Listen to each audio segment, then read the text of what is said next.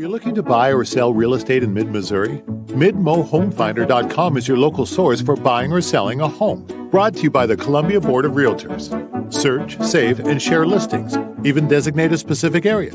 Get property data and view local market statistics the way the pros do. Plus tips to make the most of life in mid-Missouri from local expert realtors. All with one easy-to-use website. Shop local with a local realtor on MidMoHomefinder.com. Discover home.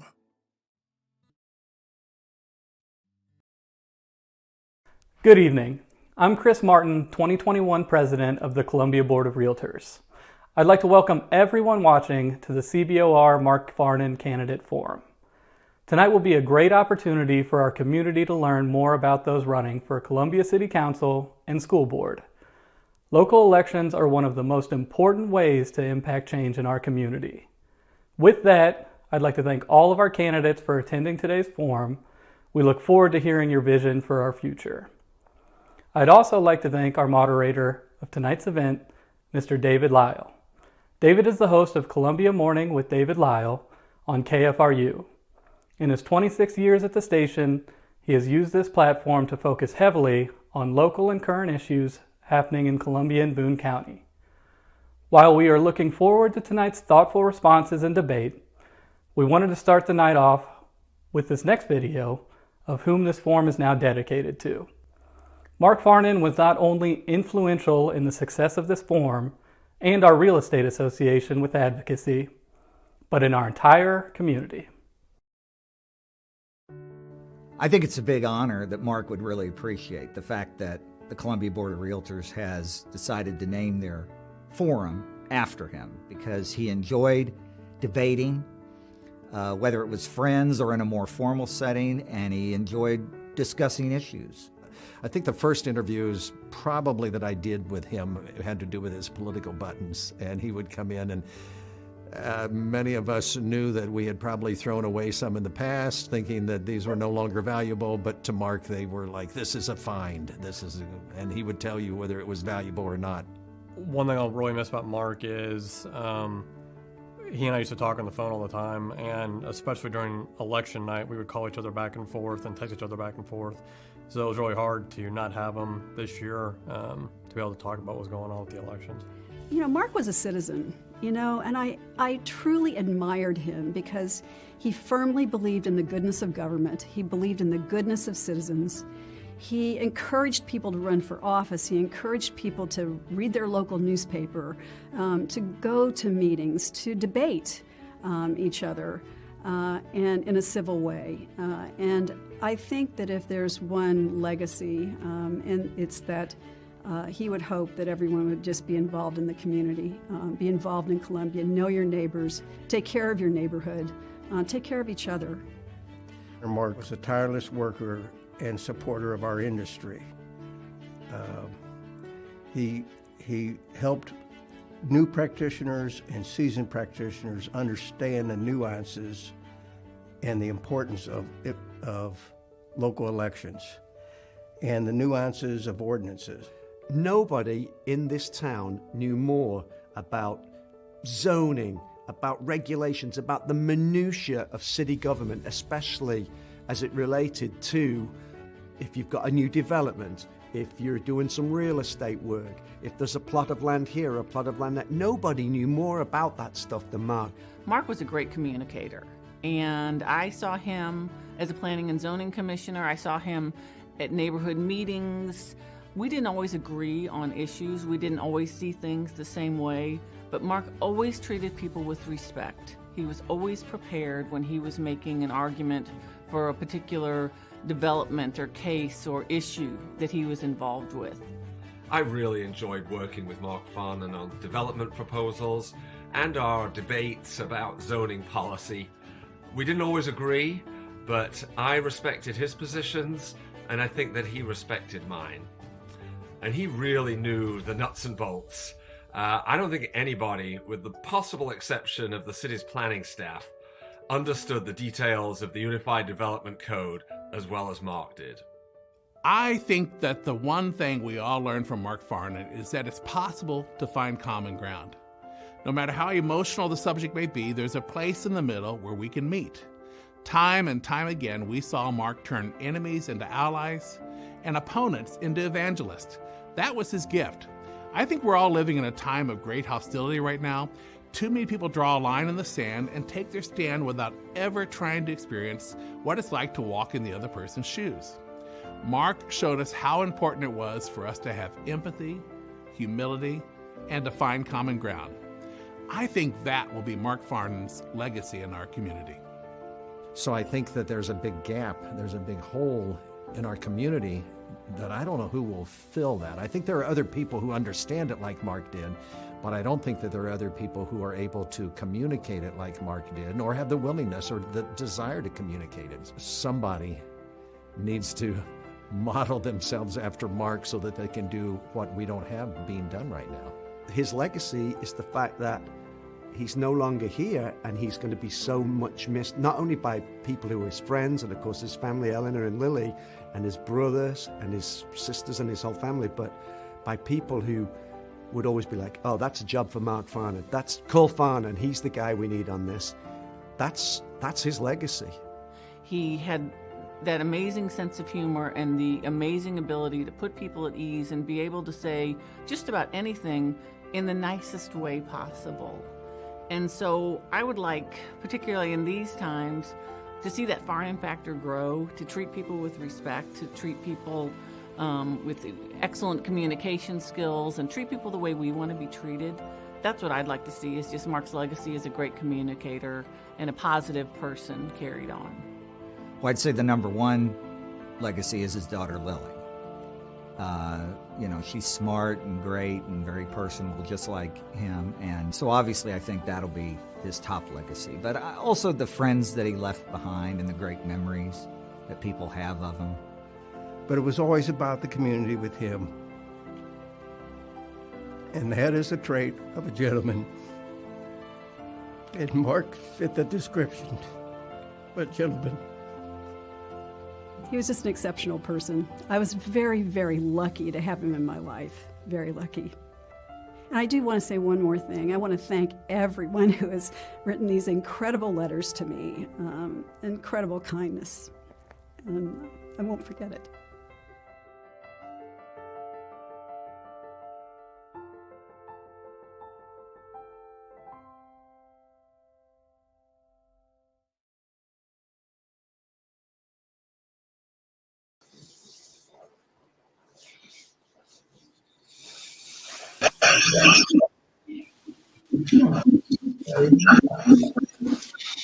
Well, we do want to welcome you. That's a great tribute to Mark Farnen, and so is naming this candidate forum after him. And so I'm honored to be able to be a part of this. We do miss Mark standing in the room. We miss having all of the people who wanted to participate in person being in the same room, but we're glad that we're able to do this forum, which kind of kicks off the forum for these candidates. You know, this is a long campaign season, even though it's a little over 2 months. 2 months from now, we'll be voting on the candidates that you'll see tonight. If you watch both of the forums, the one for the city council and then for the school board, you'll be able to see the important persons that are wanting to represent us in those different roles that we have. And they got a road ahead of them between now and April 6th. This is the first of the forums, and there'll be many of those. And so we wish them luck as they continue on that road towards what they seek.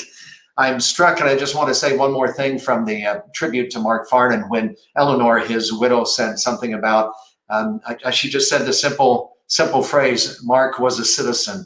And I think that is one of the best compliments you can make of somebody, to say they are a citizen. And the citizens that you will see tonight during these forums, they've decided to put themselves on the line. I think it's tough, whether you agree or disagree, you like or don't like what's being done, for somebody to say, I'm going to invest my time, my energy, take away from my private life and some of my family life in order to be able to campaign and to want to hold this job. First of all, to seek it through the campaigning, and then if elected, to serve in those roles. It takes a lot. So I thank all of the candidates ahead of time. Again, this is my privilege to be able to do this. I thank Brian Toohey and all the rest of the Columbia Board of Realtors for involving me in this, because it is a learning process that I've always benefited from.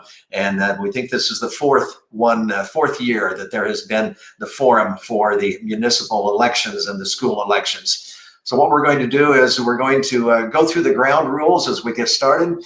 And we will tell you that all the candidates are going to make opening statements here in just a moment. And those will be statements that will be 2 minutes in length. And then after that, we will go through questions that some have been sent in by those who responded to a request to do so through social media. Others have been sent in by the Columbia Board of Realtors. They have their interest in those questions also.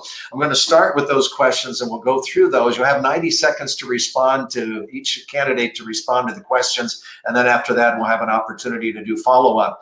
And we'll kind of play it by ear there. Sometimes we'll have follow-up responses and sometimes not. And sometimes the candidates may want to offer their response and sometimes not. And then when we get close to the end of the time with the city council candidates, they'll have each a minute for closing remarks. We're going to rotate through the candidates in the same order, but not the same person going first each time. I'm not going to do much in the way of introducing them. We've asked them to introduce themselves in their 2-minute opening statement. So why don't we get started? We have 3 candidates tonight for Ward 6 and 3 candidates for Ward 2. The incumbent from Ward 2 has not run for re-election. The incumbent in Ward 6 is running for re-election.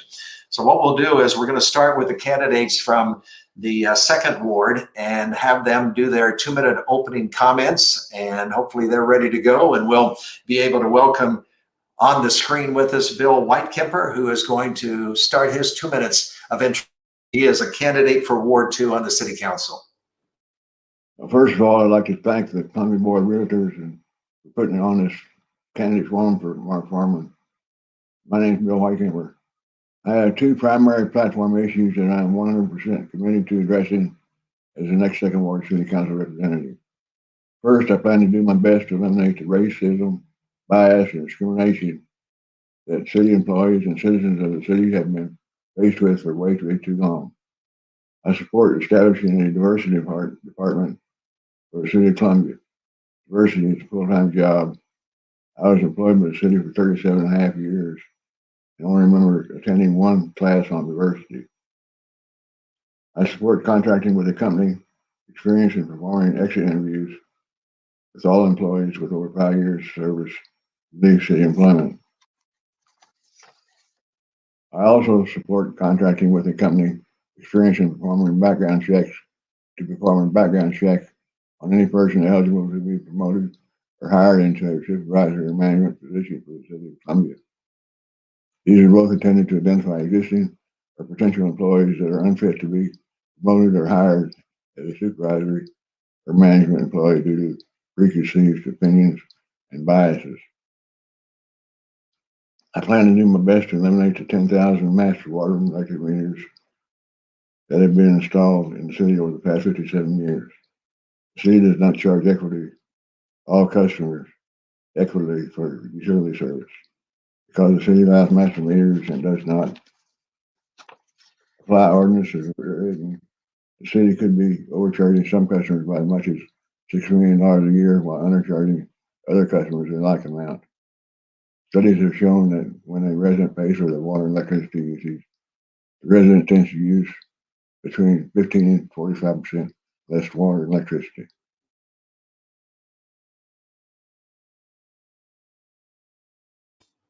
Thank you. We appreciate the opening remarks of Bill Whitekemper. Again, he's going to be one of the candidates, one of the 3 running for the Ward 2 position. We'll move to Jim Meyer next and his 2-minute opening statement. Jim. Thank you, David. Good evening. I'm Jim Meyer. I'm running for City Council in the 2nd Ward. My fundamental reason for running is to bring balance to the City Council, philosophically and in terms of my background and experience.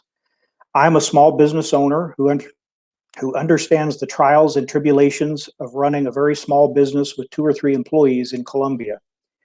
As a retired Army officer, I've also had leadership experience in large organizations where I have been the commander of organizations of more than 900 soldiers and also a senior executive in an organization with nearly 10,000 members. I believe that the fundamental reason for the existence of government at any level is to protect the rights of its citizens. This principle applies whether we're talking about the federal government and its military and other instruments of national power to protect us from foreign threats, or a local government and its law enforcement agency to protect us from crime. Whatever else we ask a government to do, it must protect the rights of the people in carrying out its tasks because that's its fundamental purpose. I believe that our city government has grown very powerful and that it is sometimes indifferent to the liberties of individuals when exercising its power. Because of my background in real estate, I'm particularly sensitive to the ways that the city infringes on property rights, but that's not the only area of concern. I'd like to be clear that I'm not speaking about the Columbia Police Department. I think that they do a great job. There are other city departments that concern me. If elected, I hope to bring renewed attention to the principles of liberty, limited government, and the rule of law. I believe that the core functions of local government are twofold. First, to provide public safety, and secondly, to provide public infrastructure for common use, such as roads and bridges. We ask our city to provide other services beyond these, certainly, but I think more priority should be given to these core functions. These are the priorities that I will focus on if elected. Thank you.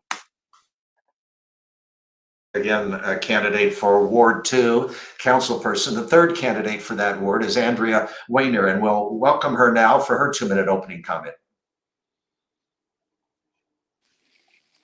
First of all, I wanted to say thank you to the Columbia Board of Realtors and to David Lyle for hosting this forum tonight. My name is Andrea Weiner, and I'm running to be your representative for the City Council in the 2nd Ward. I'm running because our community needs a council person focused on protecting our health, preserving good-paying jobs, and creating a Columbia where everyone has the opportunity to prosper. We need to move beyond rhetoric and promises to implementing real policies that benefit each of our lives in tangible ways. COVID-19 continues to have an impact on our community. It has acted as a magnifying glass to the inequality that exists in Columbia and has underscored the need for our action. I'm the mother to a 5-year-old named Henry. I know what it's like to have to balance the risk of bringing illness into our home while still having to go to work. Families throughout Columbia are fighting to stay in their homes and to keep the lights on after losing their jobs or having their income dramatically cut. Parents are balancing full-time jobs and caring for children as schools go in and out of virtual learning. Our healthcare workers are having to care for people from all over the region with limited resources. Now, more than ever, we must lay the foundation for a Columbia where everyone has the opportunity not just to get by, but to prosper. That means neighborhoods with well-maintained infrastructure, support for children and families, policy focused on creating quality jobs, and a city government that is transparent, accountable, and accessible. This vision for Columbia is not out of reach. It is something that we can work together to achieve. As community leaders and business owners, you are in a unique position to help carry our city policy towards the goal of creating a community where all can prosper. I look forward to working with you now and in the future. Thank you. And thank you, Andrea Weiner. So we've heard from the 3 candidates for Ward 2. There are also 3 candidates for Ward 6. And we will start in this order and welcome Betsy Peters to the microphone and to the screen for her 2-minute opening statement. Good evening. Thank you for hosting this, David, or for the Columbia Board of Realty for hosting it, and for you for being our host. I have been the 6th Ward City Representative for 6 years. I was born and raised in Columbia. I went to the University School of Medicine, and I practiced here for a number of years. I have looked forward to and have been honored really to serve the 6th Ward and feel that I do a reasonably good job of representing the citizens, helping them find answers to their questions, and supporting their issues. If I continue as the 6th Ward representative, I would like to continue to work on community policing and public safety. We also need to continue to work on infrastructure, which we have been doing, and we are making great strides in, I think, a lot of it, especially our sewers and stormwaters. We certainly need to continue to work on our roads. We need to continue an audit. I think the 3-year audit that we're doing presently is a good idea, and I'd like to be able to continue to work on that. And then finally, I hate to bring up taxes, but the use tax, which would level the playing field for whether you are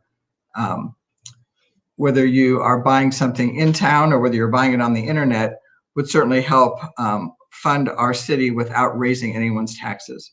So I'm supportive of that. So hopefully we will do well and our city will continue to grow and improve. Thanks. And thank you, Betsy Peters, again, candidate for 6th Ward Council seat. And let's move to Randy Minshew now for his opening remarks. Good evening. Good evening, Dave, and I appreciate you hosting this, and thanks to Brian and the crew at the Columbia Board of Realtors for giving us an opportunity to discuss our views on the topics at hand. My name is Randy Minshew, and I'm running for 6th Ward City Council seat in Columbia, Missouri, and I'm asking for your vote on Tuesday, April 6th. I've been a business owner in Columbia for more than 25 years now and currently serve as the Chief Operating Officer for DeLine Holdings. DeLine is a family of companies doing business in finance, residential housing, commercial real estate and development, equestrian rescue, online and retail sales, and the DeLine Foundation works with a number of nonprofit organizations. My wife, Cindy, of 40 years, and I raised our kids in Columbia, and now we are fortunate enough to see some of our kids raise their own families here as well. I love our community and believe serving on city council is a way to affect positive, meaningful change. I will advocate for a safer and stronger Columbia. I will focus on ways to make Columbia safer for everyone by supporting more training and resources for law enforcement and first responders. I will listen to everyone with concerns on how best to enforce law and order in a fair and equitable way. Columbia is a great place to live, and by working together, our community has prospered and we've enjoyed many accomplishments. Today, our community, along with many others across our state and country, are facing challenges we never imagined possible. Columbia looked for leadership from the City Council and to lay the groundwork for the COVID response, and although we have fared better than some cities, now more than ever, we need strong leadership to tackle the COVID recovery and revive our economy. I sincerely believe Columbia can be stronger than ever before, but it will take the right kind of leadership to ensure the right outcome. I believe my 40 years in business, dealing with thousands of customers and employees across multiple states, and many years of working with disenfranchised community members makes me the right leader to represent the 6th Ward and my neighbors. I sincerely appreciate your consideration in this important election because each day we find that leadership decisions on a local level are affecting our business and lifestyles dramatically. Thank you, David. Thank you, Randy Minshew. And our next candidate, also a candidate for the 6th Ward Council seat, is Philip Merriman, and we welcome Philip Merriman to the microphone. Good evening. Thanks. I really appreciate the opportunity to come and speak before the community here in this way. I also wanted to reflect for a moment on the opening remarks about what it means to be a citizen and on my desire to run for public office here. I think of this as a duty as a citizen, and the ability to serve civilly in this aspect is an important part of why I'm doing this. I don't believe that our city is currently served the way it should be by those currently occupying those seats, and I feel like that's a sentiment echoed by many of the people I've come into contact with. The primary aspect of attention for me in my attempt to run for city council will be transparency and clean governance. The way in which we have been underserved by the existing leadership has been underscored by the recent events. And I think it's extremely important for us to move forward with renewed faith in the institutions that we have continued to fund and continue to support with our tax dollars and our time. And I think that the most important thing that we can do right now is to assure Columbia residents that those who represent us do so transparently and ethically. And I think that the focus that I'll be bringing to the seat of City Council in Ward 6 will be trying to clean up that mess. I hope we'll be able to kind of move forward with an idea that everything we need to be doing can be done openly and transparently with the most public-facing information possible. A lot of this will mean more not only transparent communication with the community, but also more honest communication about how we came to be where we are and how we can move forward to a place where this doesn't happen again. A lot of this is economic transparency. Where the money goes, where the money comes from, will be my highest priority. I know that there's a lot of information that can already be found across a couple of city websites that we'll be pushing for, trying to make those more accessible to more people so that everyone who wishes to be involved can have the most information possible on how to participate in local governance and be the best citizens that they can be as well. Thank you.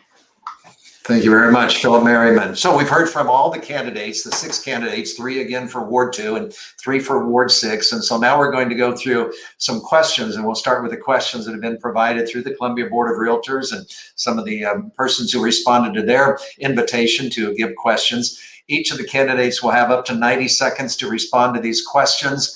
Candidates, if you want to have a follow-up 30 seconds, then indicate some way and we'll come back to you after that.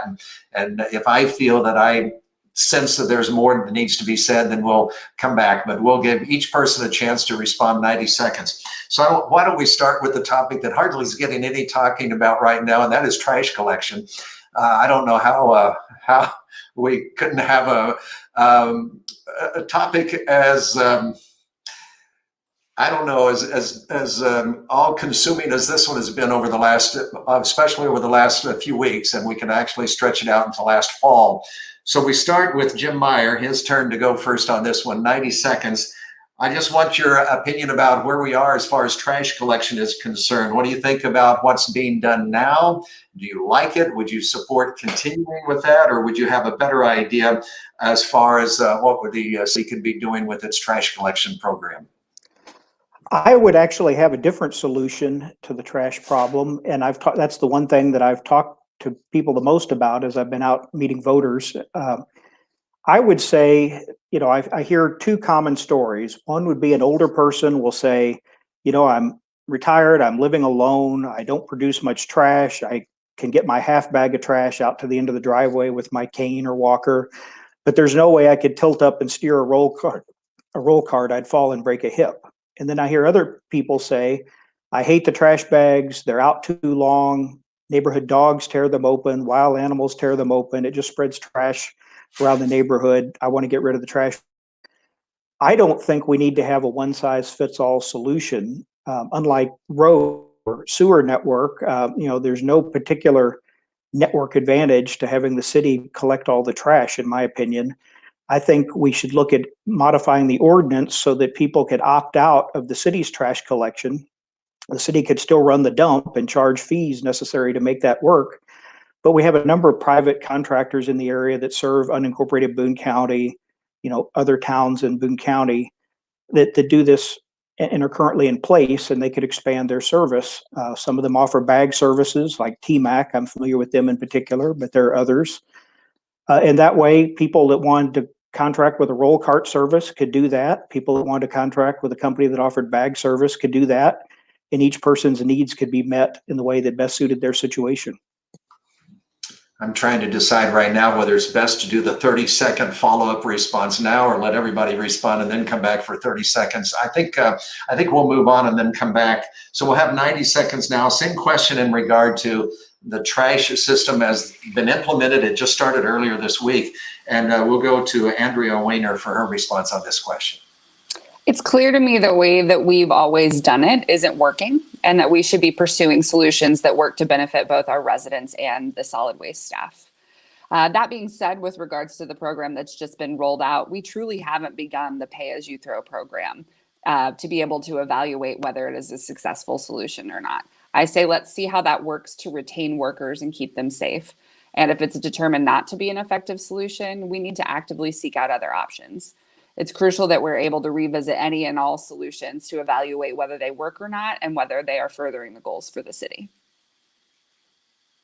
All right, thank you for your response to that.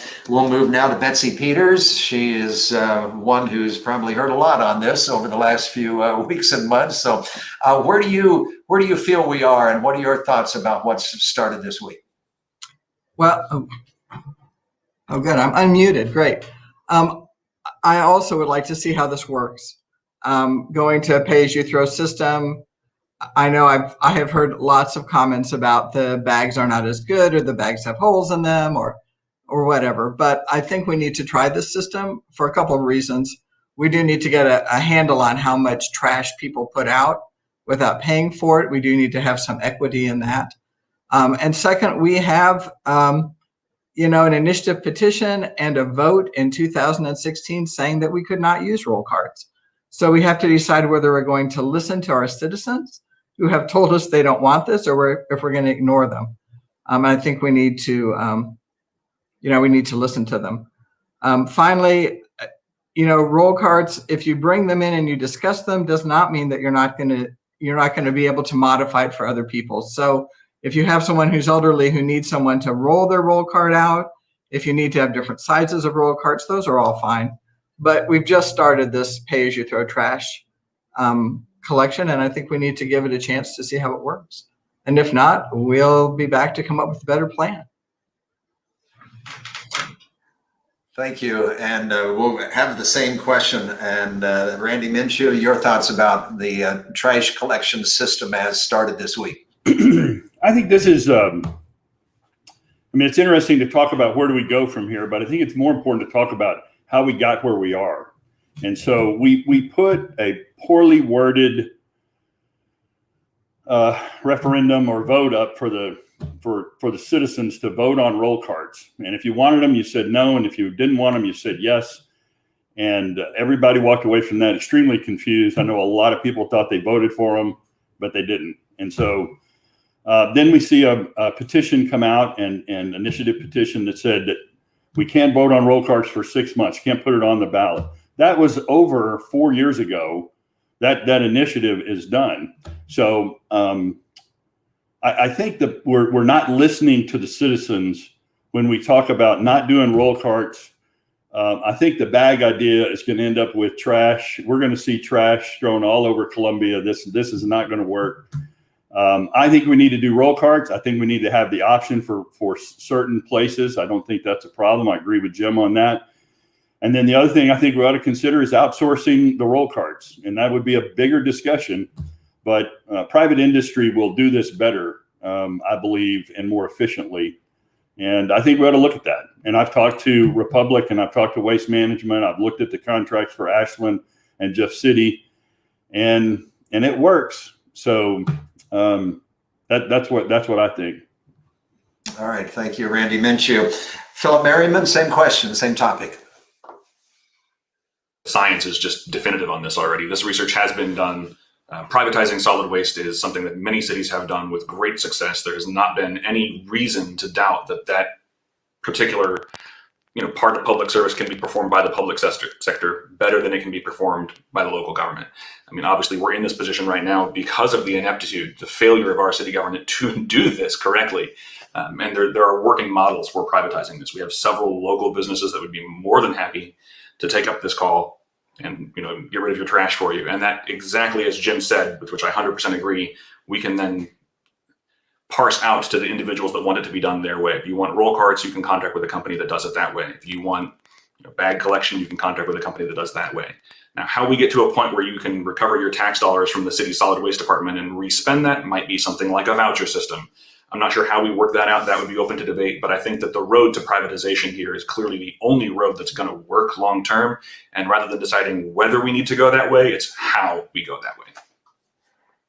All right, thank you. That leaves us to Bill Whitekemper. Your response, sir, on the trash situation now, how it's done. Well, I think if we're going to have roll carts, it ought to be a citizen vote. I support that. I attended the Finance Advisory and Audit Committee meeting last month. Sarah Talbert gave a report on solid waste. She indicated they were still not picking up curbside recycling because of the lack of staffing. I asked Sarah if she was aware of how the street division handled the lack of staffing when it snowed a lot. City manager declared that snow removal is a priority and directs all other city divisions to contact the street division manager and reassign qualified drivers. They're not critical to their regular duties. The street division has borrowed drivers with CDL driver's license from many different departments. It's called another duties as assigned. The city manager just has to make it a priority to pick up curbside recycling. In fact, there is even a policy whereby the city will pay the employees who are not required to have a CDL license to acquire a CDL license. Apparently, picking up curbside recycling is not a priority, at least with the city manager. I sent this email to the city council, and within a week, they found the staffing to pick up curbside recycling. All right, thank you. We're going to go back to anybody who wants the 30 seconds. I know at least one of the candidates does, but we'll go through in the order that we just did. I want to kind of add to the question. You may not have anything to add to what you said in your first 90 seconds, but in this 30 seconds, I've heard some from the city say that if it was privatized, that what would happen is instead of one day you have in your particular neighborhood the trash truck coming down, you might have this service on one day, and then the next day you might have another one, and then another one, because your neighbor might not be using the same service. If you want to respond to the question as to how you would keep from like every day being a trash day for your particular street, that's one thing. Or if you'd like to respond to what one of the candidates said in his first answer, and that was, what's going to happen when people start to dump their trash? Maybe they'll find a commercial trash bin to use and try to sneak their trash in there. How strict should the city be in going after them and maybe giving them a citation for what they were doing? So opportunities there for either you to clarify, add to what you said, or to respond to one of those two issues. Jim Meyer, we'll come back to you for the short response. Well, my wife and I currently spend a fair amount of time picking up trash in our neighborhood, so we already have a problem. I think it will be a bigger problem, as you said, when people who don't have sufficient vouchers or didn't get their vouchers or just don't want to pay for extra bags when they run through their supply will start, finding dumpsters at businesses, and I think that will happen, and that's a problem. We won't necessarily know that for some time because, if people have 102 vouchers to start with, it may take them a while to run through that, even if they're using 4 of them a week, bags. But I think it will be a problem over time. And I don't think there's any reason why it needs to be a one-size-fits-all, situation. As regards to multiple trucks coming down the street at different days, yeah, that happens in the neighborhood in the county where I own some property. It's 2 or 3 days a week. It's not every day. And if the truck is only picking up every 10th stop, it doesn't stay on your block very long. So it's not a big deal. All right, thank you. Andrea Weiner, what do you want to respond to and add?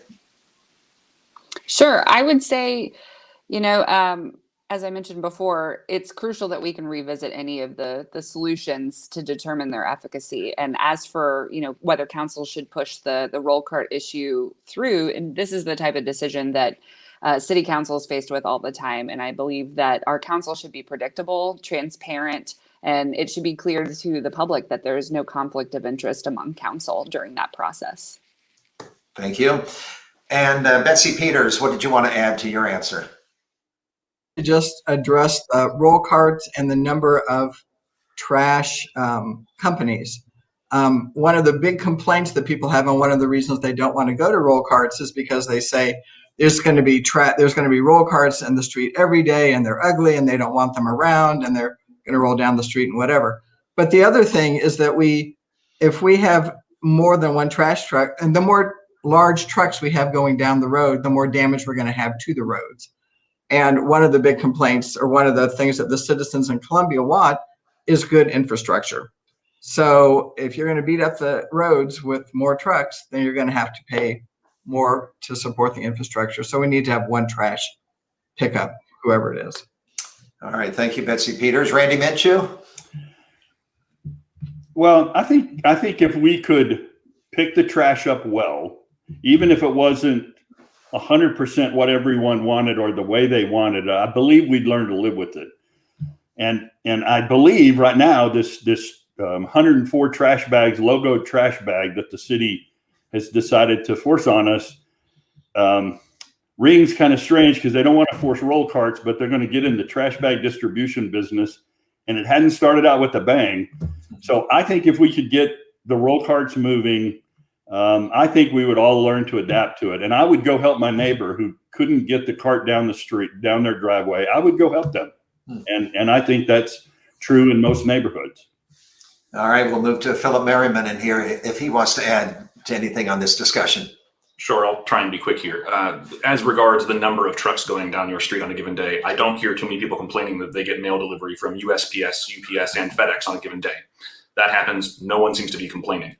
I don't think that there's going to be a major problem with one additional trash, refuse collection, solid waste company driving down your street every day. Those trucks will each carry lighter loads, and we're not measuring in the pounds, we're talking in the tons. They will be lighter, they will do less damage to the roads. That's a fallacious argument. I don't think that's worth attention. I think that if we're doing less work on the roads and lighter weight trucks each carrying smaller loads, there will be less infrastructural damage. And I think that as it regards whether or not the city should be in the business of anything, remember at first that the only money the city ever has is what it takes from you. And so if they're going to take your dollars to pay for stamping logos on trash bags that they then mandate you spend, that money could not have been taken from you at all. And you could have volunteered it to a company that does it better. Thank you. Thank you all. We're going to move on to another topic, and this is the topic of setting utility rates. Our first responder to this with 90 seconds is Andrea Weiner. What do you understand, and what are your feelings about how the city sets its utility rates now? I would say we should always be aware of how we're doing things and to check in and, like I said before, evaluate whether or not it is working. This is a type of decision that City Council has faced many times over. And to be really representative of our government, we need to make sure that our decisions, specifically with council, are predictable, transparent, and that it's clear that nobody on council has any sort of conflict of interest in that discussion. Do you think that they have in the past? Just a follow-up here. We've got a little extra time before we move on. Say that again. You cut out. I'm sorry. I wondered if you thought that there had been a conflict of interest and how that has maybe impacted in the past. I can't speak of anything specifically, but I think that those are core tenets of our city council that we should always be aware of in any decision that we're making, especially decisions that impact the public, which I would argue are any decision that the city council handles. Oh, okay. You know what? I need to go back to Bill Whitekemper because I skipped him with a follow-up 30 seconds on the trash collection, and I didn't mean to do that. I apologize for that. So, Bill Whitekemper, if you wanted to do 30 seconds more on the trash collection question, we'll do that before we move on. Well, I wouldn't go with a private company. I'd stick with the City of Columbia trash pickup. And as far as roll cars or 2 trash bags, I'll get out however I need to get out. But I'd be concerned about how the neighborhoods with high student population are going to adjust to it. All right, I appreciate that, and I'm sorry that I skipped you a moment ago. We'll go back to setting utility rates. Betsy Peters, your thoughts about how that is done now? Well, right now it's done based upon what the utility departments tell us needs to be done. It's based on what it costs to provide it. Both the infrastructure, the maintenance, anything new that we need to do, along with what it costs to actually provide the service. So I think we need to look at that. We continue to need to look at that every time we need to change it or increase it or potentially decrease it. We need to look at what it costs to actually provide the service, not just the service, but also the maintenance involved. So it gets somewhat complicated, and you just have to continue to ask the question of what does it cost to provide the service? And then you also need to be, of course, looking at what other, like what Boone Electric can provide this for. Are we competitive in what we need to do? So it's just an ongoing issue. Appreciate your response. Randy Minshew, on utility rates and how they are set. Well, I think on how they're set, one of the problems I have with the figuring out what it costs and then raising our rates accordingly, I agree with Betsy. You've got to look at where do they come up with their cost, because if you don't justify the cost, you can't justify the price because it doesn't make any sense. And I think the other thing that City Council kind of fails to realize is that we basically don't trust every time the utility increases, the rate increases. We don't trust that. We don't trust it. We don't have confidence in that. And we need to start with the realization that when we open our mouth on that as city leaders, no one trusts us on it. So you have to be extra transparent. You have to have done your homework, and you can't wait until it's time to do a rate increase to start asking the questions about what are the costs? How, you know, where are we spending the money that we say that justify the raise in the rates, or how we set the rates. And then I would be a fan of looking at perhaps letting Boone Electric take over our city utility, because I think they do a lot better job at it. And I know that's kind of a radical idea, but I could see us going that way because I just think they're more efficient at it. So. All right, thank you. We'll move on. Same question, utility rates and the setting of those rates. Philip Merriman? We just don't need to reinvent the wheel every time we need to go anywhere. I think that there's enormous success in other models that we can look at for our very close neighbors. There are other communities that have done this in ways that are highly intelligible, that work for those communities, and that we would do well to model without trying to reinvent it every time. I think that as it regards how the rates are set, I think that we could very easily look at the communities around us and determine the kilowatt hour use rates for different things like electrical or other infrastructural problems, and determine that there's a fixed rate across all kinds of community sizes that doesn't need to be higher just because of where we are or because we decide that our rates are higher. It's an artificial sense of inflation that really needs to be done away with. And I think that there's another budgetary side of this that most people don't look at or aren't aware of.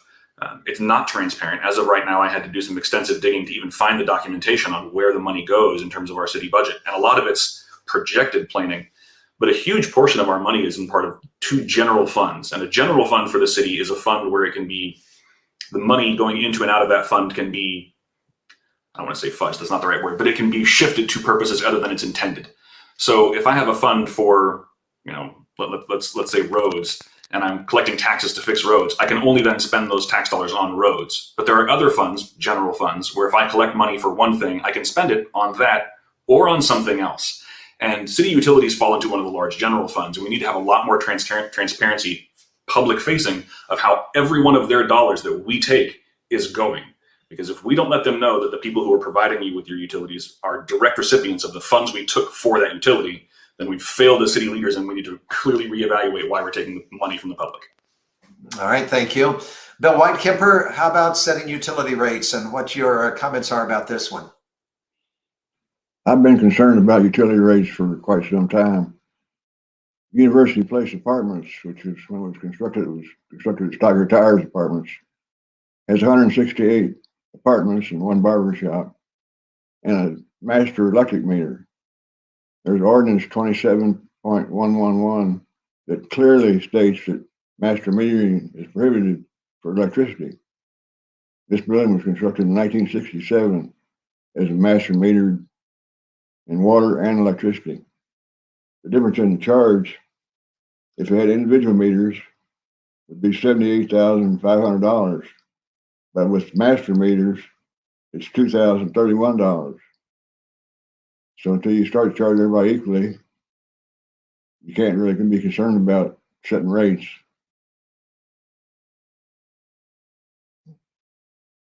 Thank you. We'll move on then on this question to Jim Meyer. We haven't heard your response yet on utility rates. Well, a couple things there. I think, Randy's point about trust and transparency is appropriate. It's always possible when you're running a business enterprise to lease equipment instead of buying it. It hits the books differently. It might be more efficient to buy a piece of equipment and use it for 5 or 7 years. But if you don't want that on your asset statement, you might lease something and it costs you more.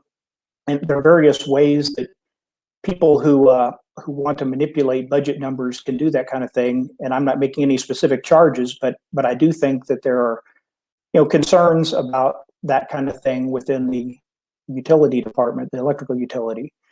I also think that the citizens may at some point want to revisit the initiative petition we took several years ago that set renewable energy targets, because I think that's a driver of cost, and that the citizens can give that policy direction if they want. But in the early years when those percentages were low, the cost didn't seem too high, and the further we progress into that plan, the more that's biting individuals in their electric bills. And I think at some point we might want to carefully look at that. Obviously, that was an initiative petition, so the voice of the citizens carried, but that doesn't mean, as Randy said on another issue, that, it has to carry forever, that we can't go back and revisit those issues. I will also say that Boone Electric serves part of the subdivision where I live, and the city serves part of the subdivision, and Boone Electric does seem to be a lot more efficient with less downtime. So I agree with that on Randy's point also. We're going to go back and give you 30 seconds to add to your answers. I was going to ask a follow-up. Jim Meyer kind of brought that up right then when he was talking about renewable energy or not reliance on fossil fuel energy. If you didn't have a pressing 30-second follow-up and you want to address that and tell us how you feel about the city's goals and what they want to see as far as renewable energy, that would be fine. Or you can take it a different direction if you wanted to follow up and say more about utility rates. We'll go back to Andrea Weiner. She was first on this one. I just wanted to note that on the Human Rights Commission, of which I am chair and have been for the last 3 years, we've dug into delinquent utility accounts and utility shutoffs. The delinquency rates for city utilities have increased considerably since March of 2020, over double what they were prior to COVID. So, and that's been residential and commercial. I believe that it's crucial that we're continually aware of how and what we're charging the customers and the residents of Columbia. So the issue of utility disconnection is something that I think needs to be addressed with long-term solutions. All right, thank you. Betsy Peters, a follow-up? Certainly, we've discussed the climate action plan, but also just the renewable energy. And I was at a commission meeting not too long ago where we were discussing this specifically. Did we need to look at the goals that we had set? Did we need to look at how we were meeting them? Was it appropriate to continue to do it this way? Do we need to change something? So I think with so many things in the city, it's it's alive, it's moving. You need to look at it again and not just, it's not a static issue. Thank you. Randy Minshew, a follow-up? Yeah, I think one thing that would be probably helpful as far as transparency goes, what the city council feels like it does is they say to the citizens, hey, we lifted the hood, we looked, there's nothing to see.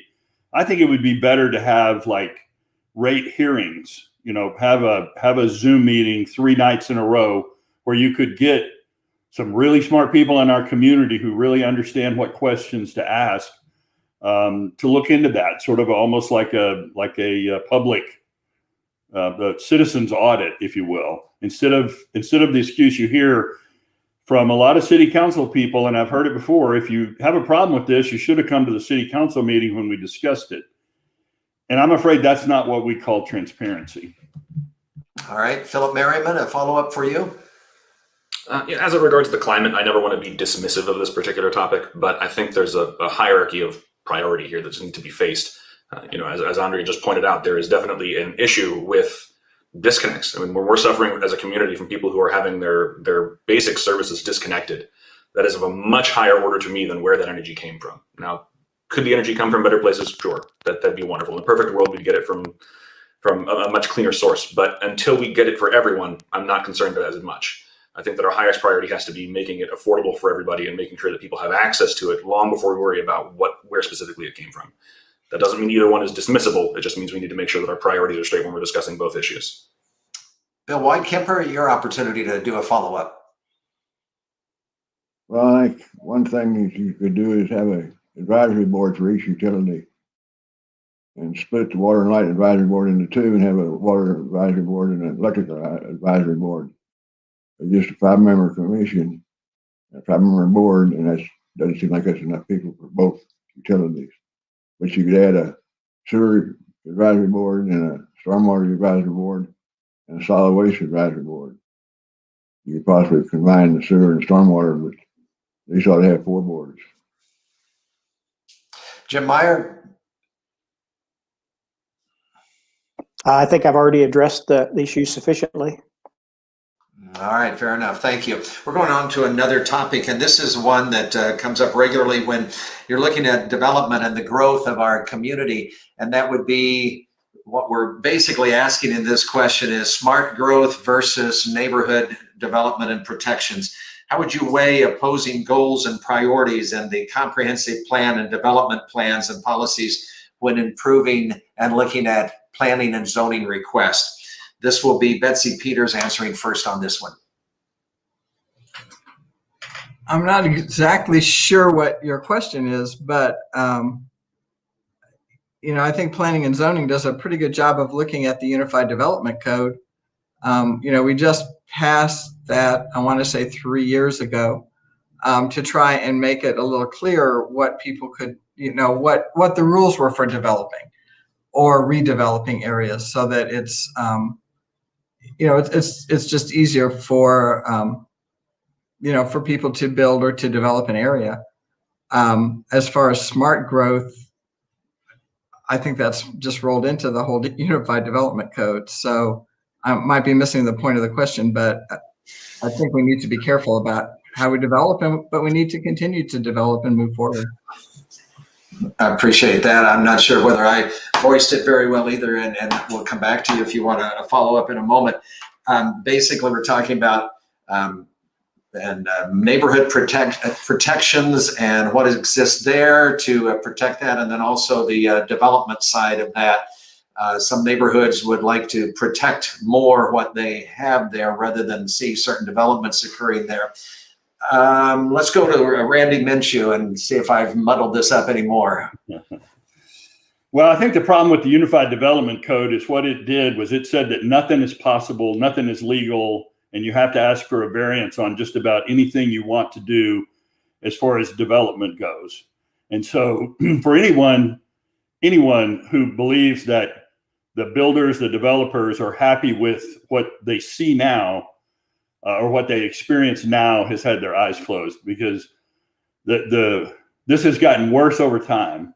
I believe planning and zoning enforces the rules or speaks to or appraises a project and how it meets the rules that were put in front of them. So I'm certainly not saying anything negative about planning and zoning, but what they have to use basically restricts everything. And so we don't have a good system in place for planning and zoning. I've built projects over the years.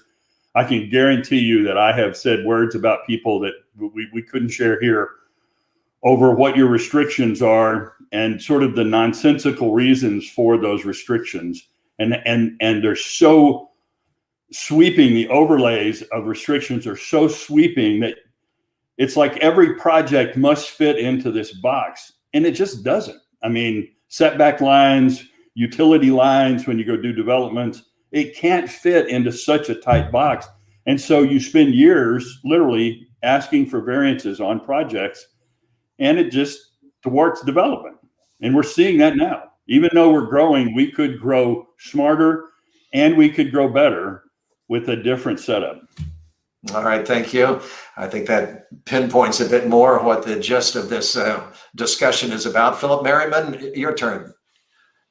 Sorry, I apologize. There's no quick, easy answer to this. This topic touches a lot of different legal issues, everything from eminent domain, because you're discussing how to preserve older neighborhoods. Does the government have a right to come in and say, for the good of the community, for the good of community growth, we're going to, seize this part of your land that's privately owned, and we'll give you just compensation for what we think it's worth according to the market value, and then we're going to develop it X and Y way.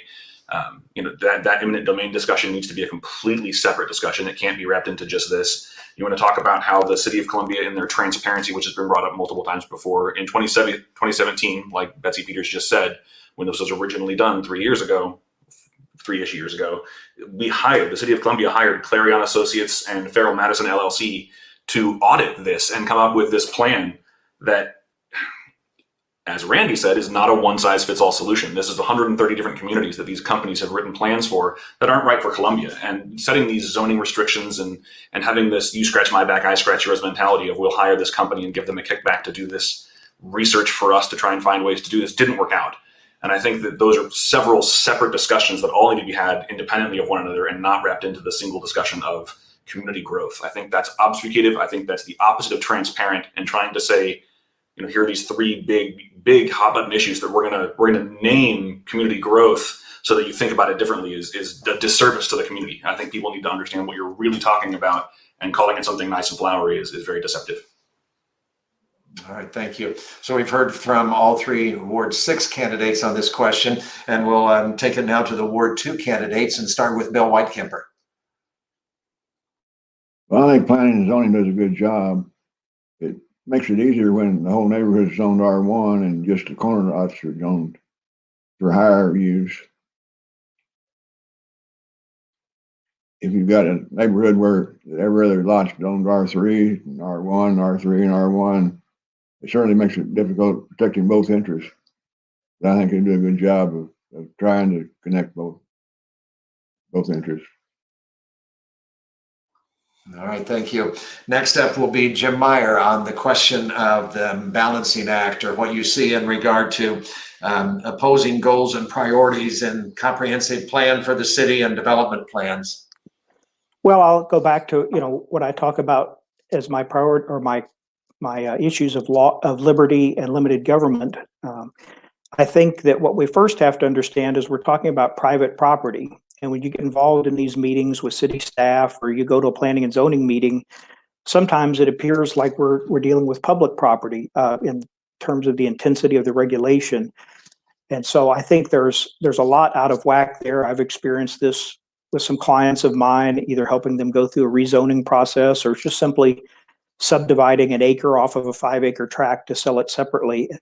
And the process is not transparent, it's not straightforward, and there's a lot of latitude there for various city departments to extract their pound of flesh in order to give their approval or support the issue at hand. So I think that this is a mess. I think the Unified Development Code created a number of problems that is hurting the ability of the city to grow and develop, and it's adding cost. We're one of the highest cost communities in the state when you look at the median house price compared to the median income. There's only 1 or 2 places in the state that are more expensive than ours. And, labor doesn't cost much more in other parts of Missouri. Materials don't cost much more in other parts of Missouri. What's different is regulation. And I think we have some real problems in that area. All right, thank you. Andrea Weiner, your comments on this question. I would say that infill development makes the most sense over something like urban sprawl that would overextend our grid. It would mean lower infrastructure fees for developers and more healthy communities for all of us.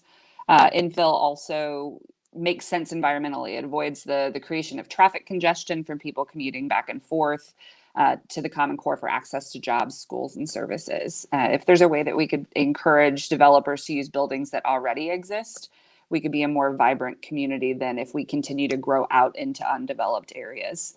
Ultimately, the job of City Council is to listen to the neighborhood concerns and what their needs and concerns and desires are, and then subsequently act in a very transparent fashion in our decision making. Thank you. We've heard from all of the candidates on this particular issue in question. I haven't seen in our response anybody wants to have 30 seconds. If you do, give me a sign right now. Okay. I see Randy Minshew. We'll come to you first for 30 seconds more. Well, the thing I was going to say, the one of the sort of misnomers, and Bill touched on this a second ago about creating commissions to look at things. What you end up seeing is commissions, people to oversee things like this, they're appointed by the current city council. And so they support like-minded people going into those positions. And so you don't really get a diversity of voice on this. And so you end up with sort of a lopsided thing where no one's listening to, and I believe we got to listen to our neighbors, but we've also got to listen to the people that are doing the development, because it costs us more to buy a home in Columbia than it should because of the development cost. And that's all because of regulation. Thank you. And I know Betsy Peters wants some more time on this too. I'm surprised to hear people are more upset with the Unified Development Code than they were with the previous regulations that we had.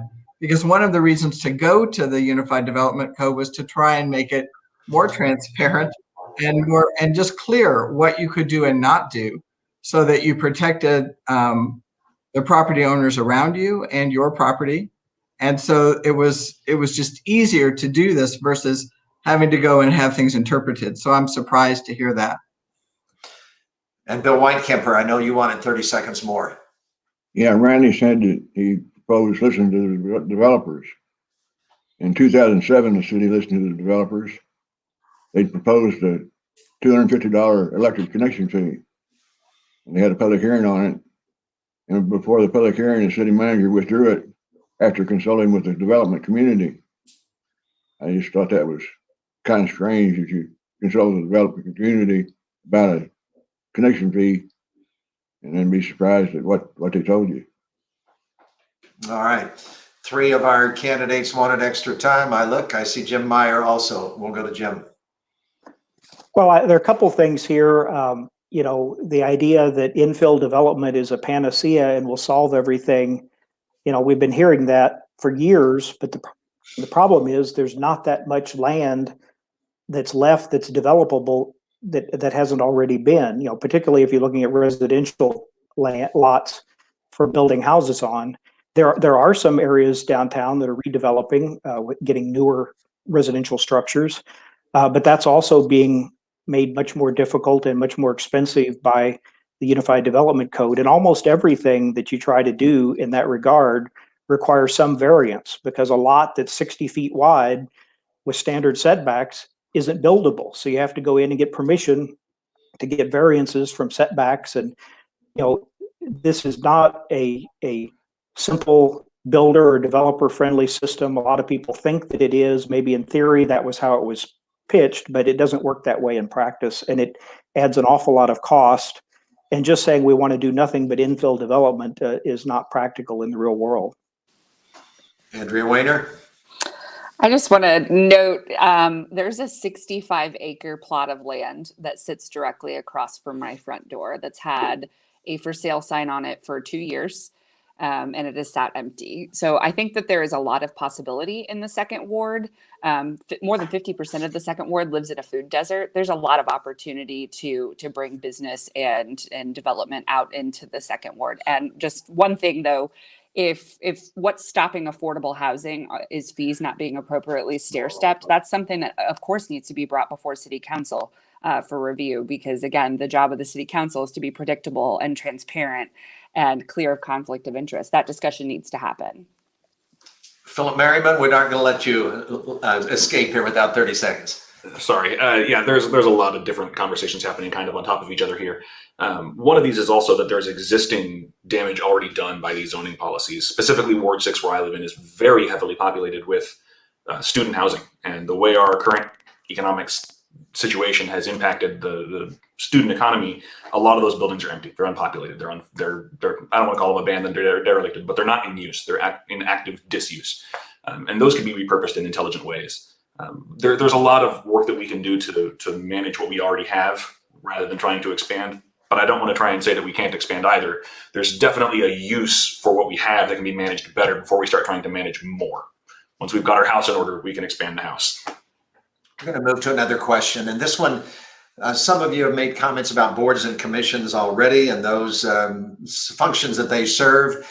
And then Philip Merriman in his opening remarks mentioned something about the duty to serve.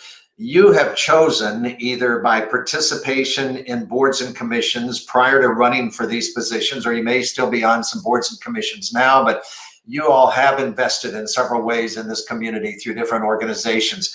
The question that was posed by one of the persons before this forum started, what's your philosophy towards appointing qualified people to city boards and commissions? How would you impress upon others to do that duty to serve or to take a role and an important role so that all voices would be heard?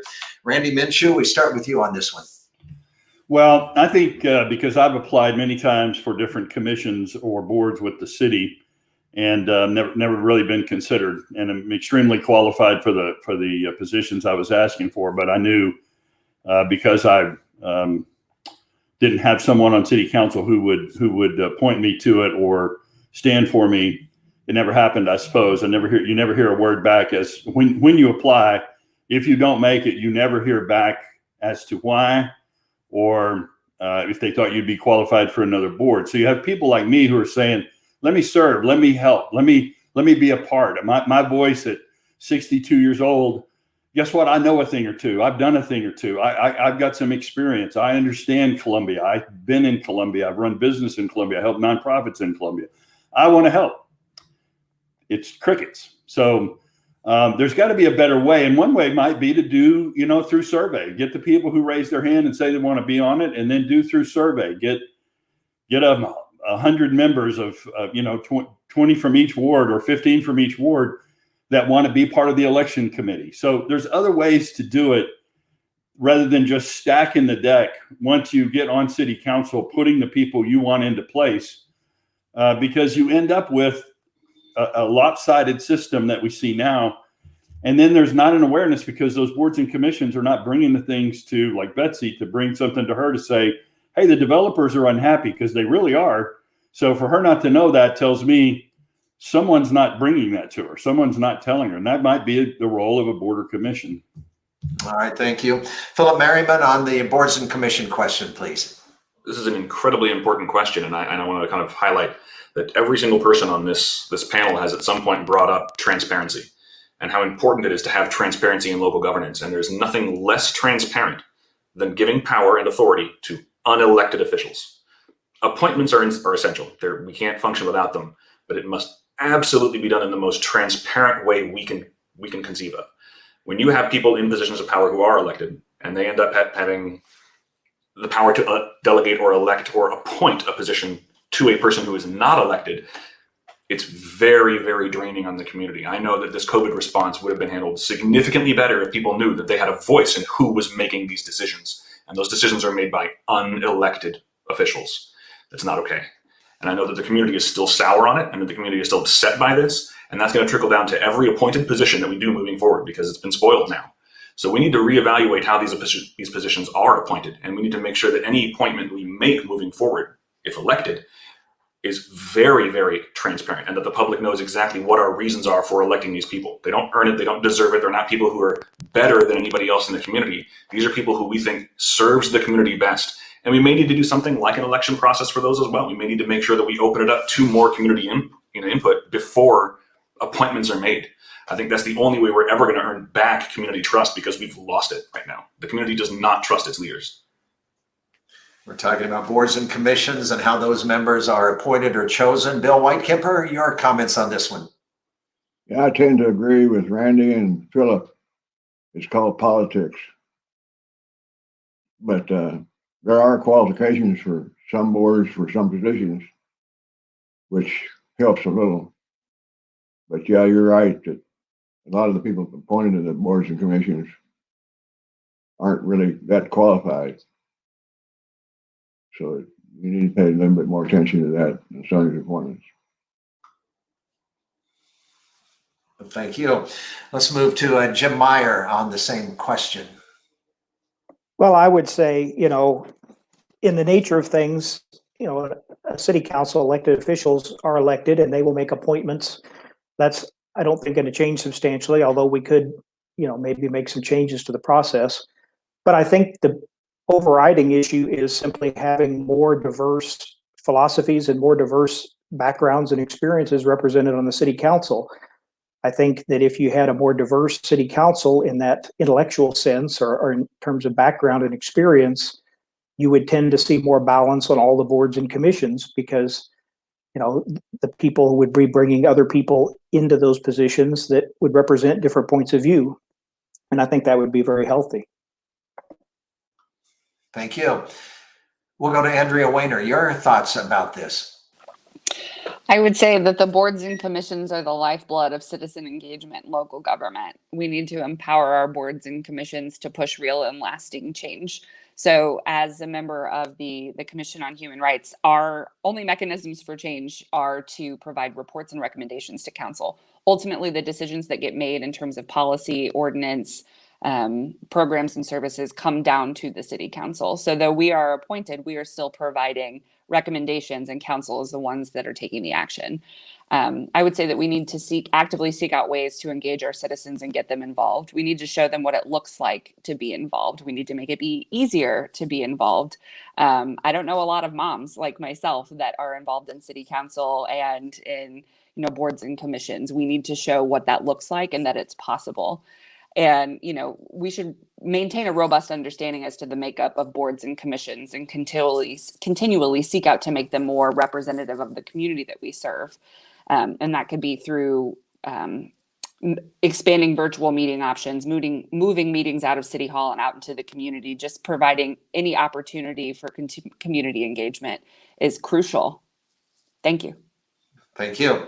And final comment on this particular question, Betsy Peters. Well, as someone who's been appointing people to boards and commissions for the last 6 years, I'd say that we do try and look at who has volunteered, who's agreed to work, or who we've managed to talk into applying to try and get a balance. We don't want a board or commission to just have one viewpoint. So we do look at that.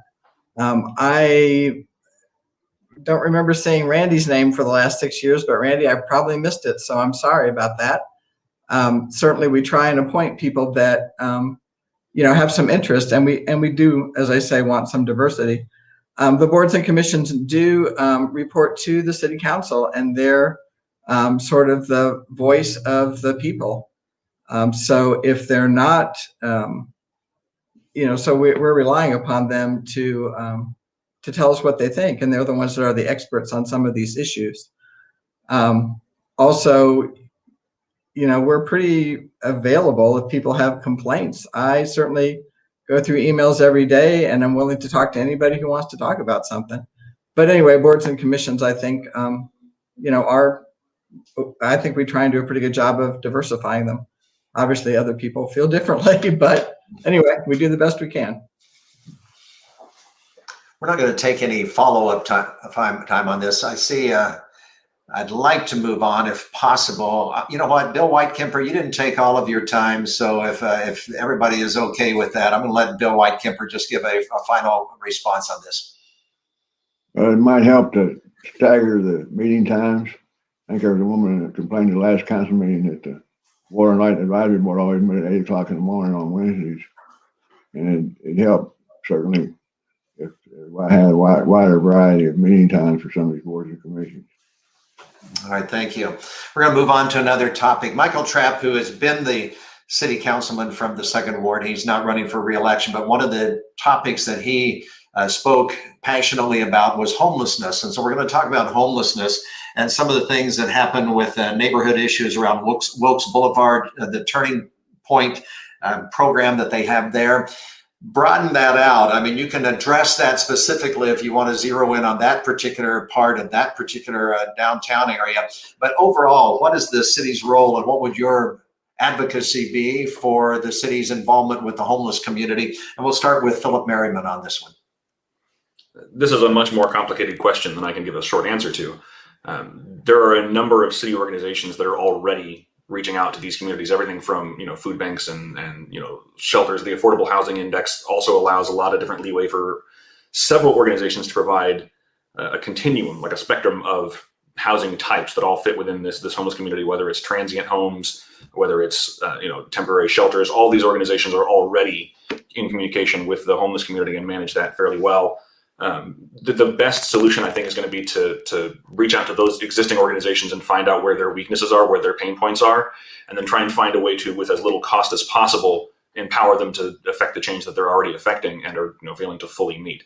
I don't think that there's any additional need for taxing the community or trying to raise costs or anything like that for new ideas when the ideas that we have currently in play from these organizations already overtaxed are not yet fully realized.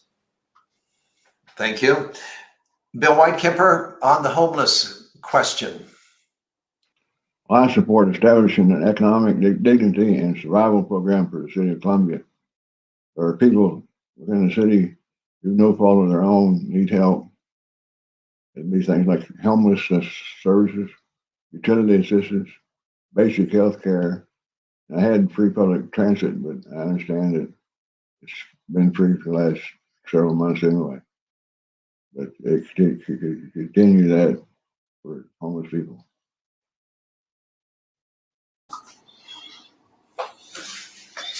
Thank you. Jim Meyer? Well, I don't think that the homeless problem is going to be completely addressed by the city. A lot of these issues revolve around intensely personal issues that individuals have, and they need a one-on-one, interaction with somebody, building a relationship with them to provide whatever the help that they need. And I think a lot of the not-for-profits are doing that and are more successful than a lot of government agencies in providing that kind of help. I think one thing we need to recognize is there are at least three components to the homeless population. There are people who have lost their job. They were living at the edge of an unstable situation, and they lost their job due to COVID or whatever else, and it tipped them over, and that population exists.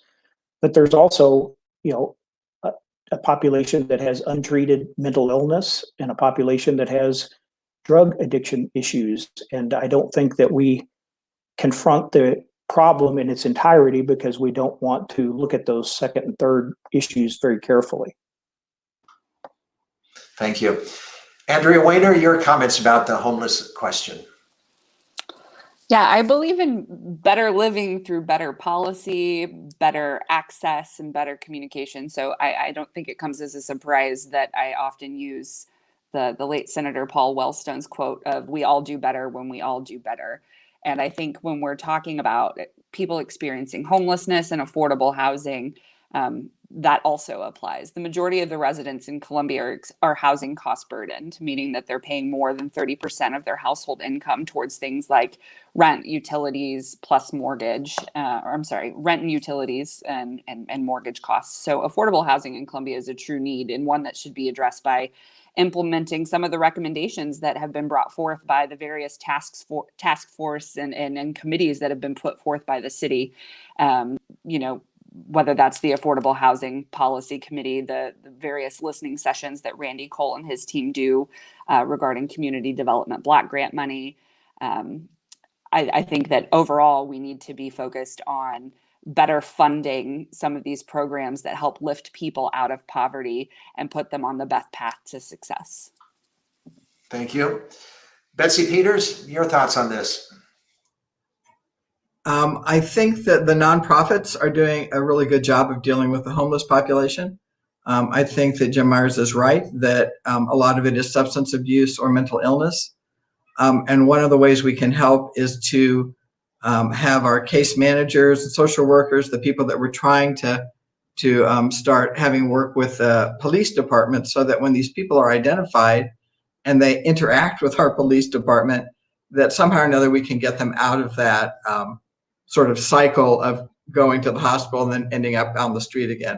What help do they need and what help can we provide them? But I think just the city supporting the nonprofits is what we need to do as far as the homeless population. And affordable housing, we're still a never-ending issue and we'll just keep working on it. I appreciate that. Let's go to Randy Minshew. He's the last to get a first comment on this.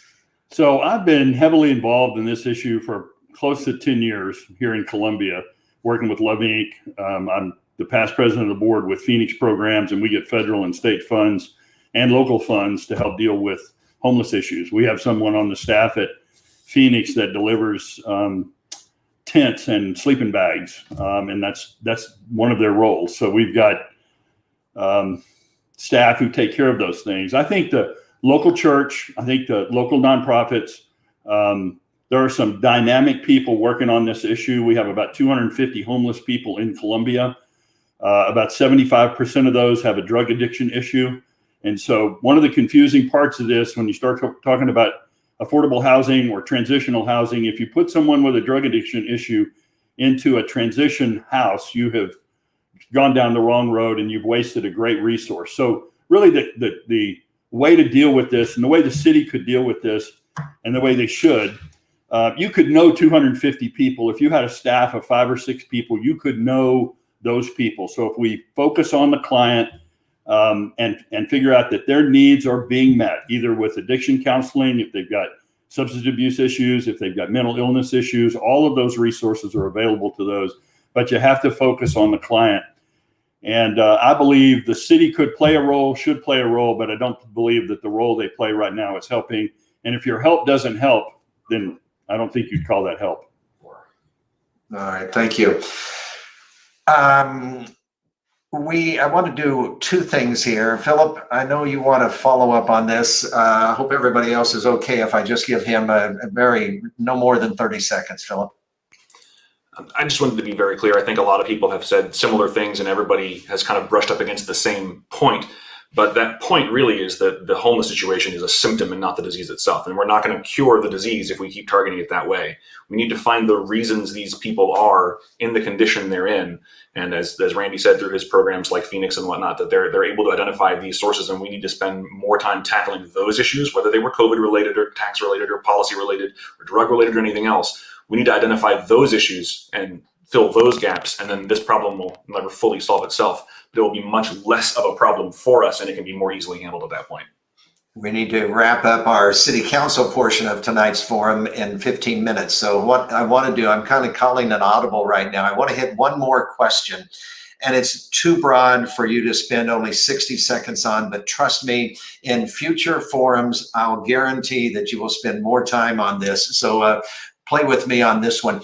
I'll make it as general as I can, and if we can, give 60 seconds to each of the candidates. Just your general impression of where we are with policing in this community right now. And again, I understand it's a huge topic, but policing, your impression of where we are with that. Bill Whitekemper, 60 seconds, please. I think the community policing hasn't really been enforced or enacted yet.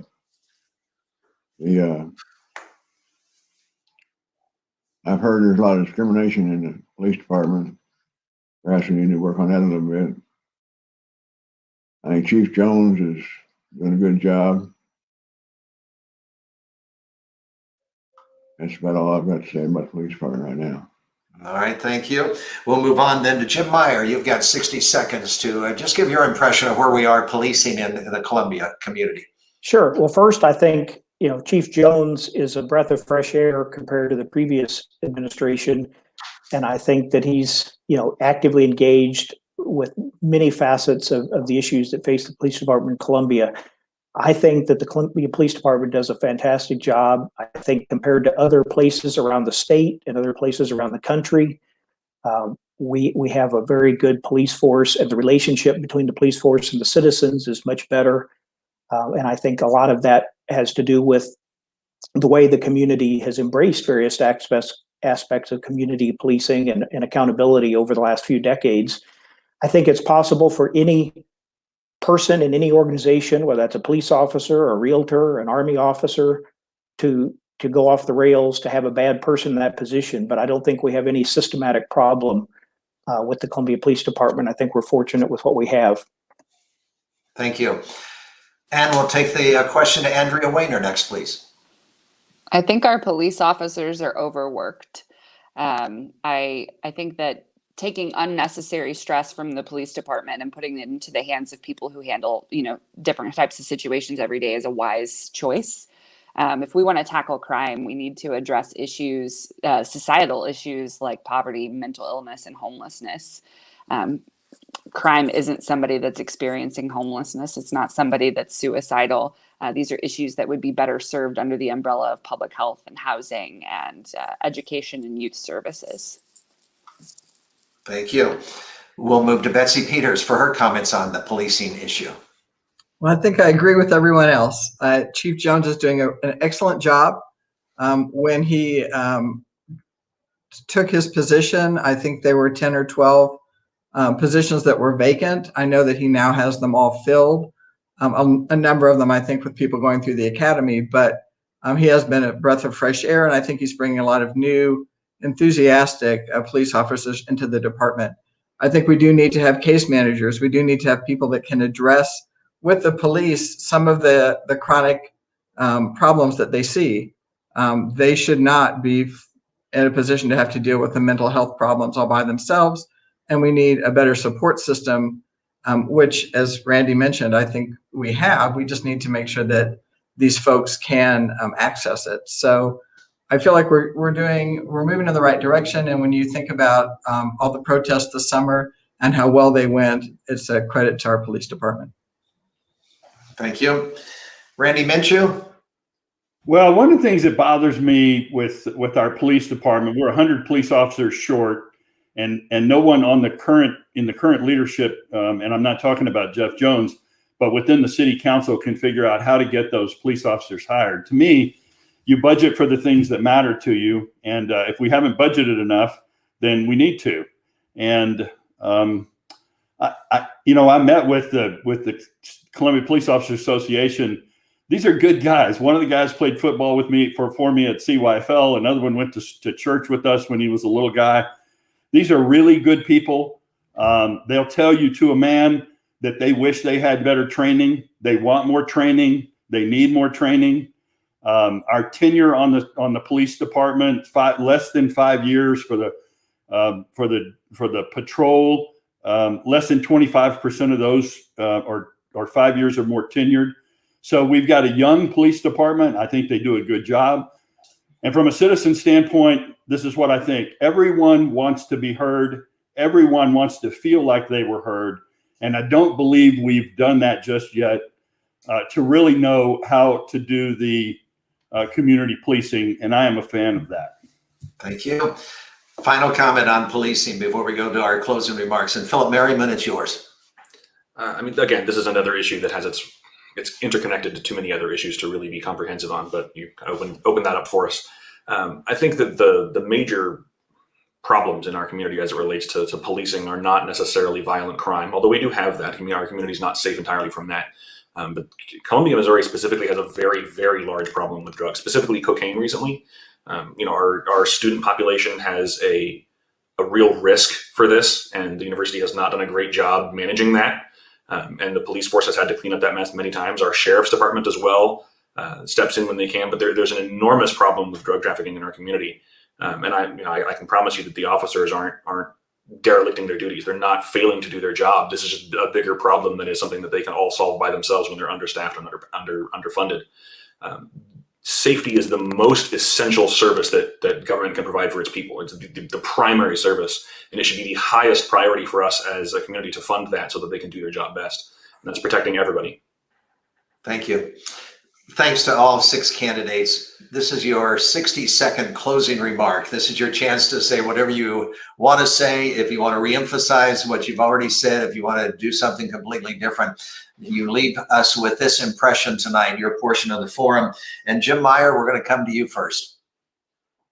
Well, I'll just say, as I said in my introduction, I'd like to bring some balance to the council in terms of philosophy and also in terms of background and experience.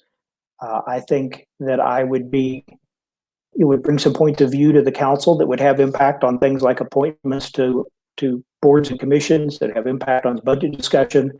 I think I would bring a point of view that is not well represented in the council currently, and I'd like to have the opportunity to do that and roll up my sleeves. Thank you. And we thank you tonight for your participation. Andrea Weiner, your closing comment. Columbia is my home. There's a reason I decided to buy a house and raise my family here. Our deep sense of community is what sets us apart from those around us. We're a dynamic blend of diverse, curious, and passionate residents. However, in order to keep Columbia where everyone truly has the opportunity to prosper, we have work to do.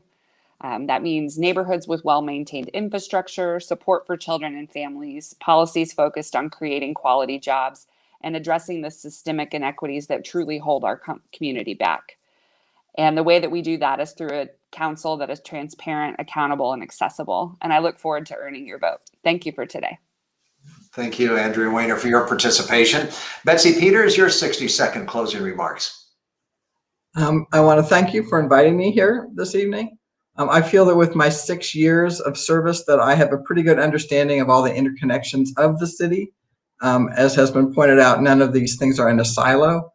I think we do have more work to do. We need to recover from COVID, which has certainly been a huge problem for our community over the last year. We need to keep moving forward on community policing.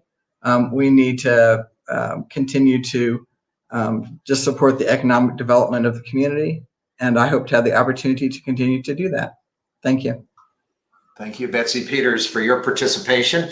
Randy Minshew, your final thoughts.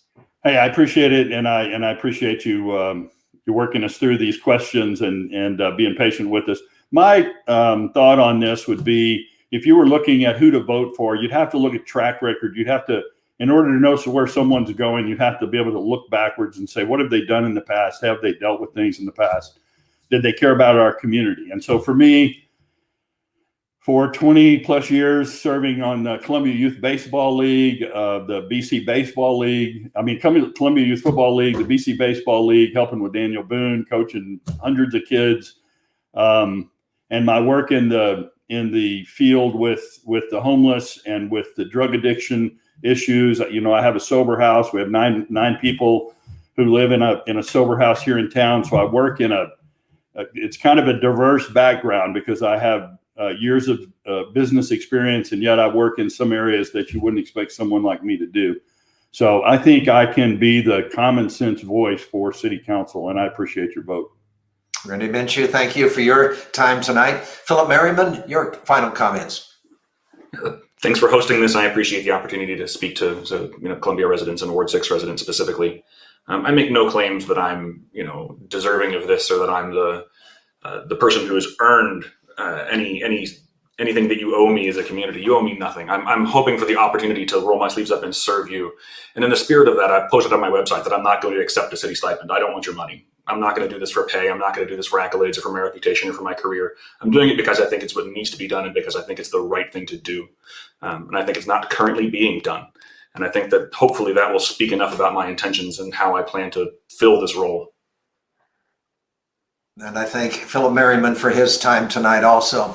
Bill Whitekemper, you've got the final closing comments of our forum tonight. I have also registered as an exempt candidate with the Missouri Ethics Commission. I made a decision I will not accept any campaign donations. Thus, I will have no campaign committee, manager, or treasurer. I will not be putting out any yard signs. I've also pledged each of my opponents that my campaign will be free of mudslinging and criticism toward either of them.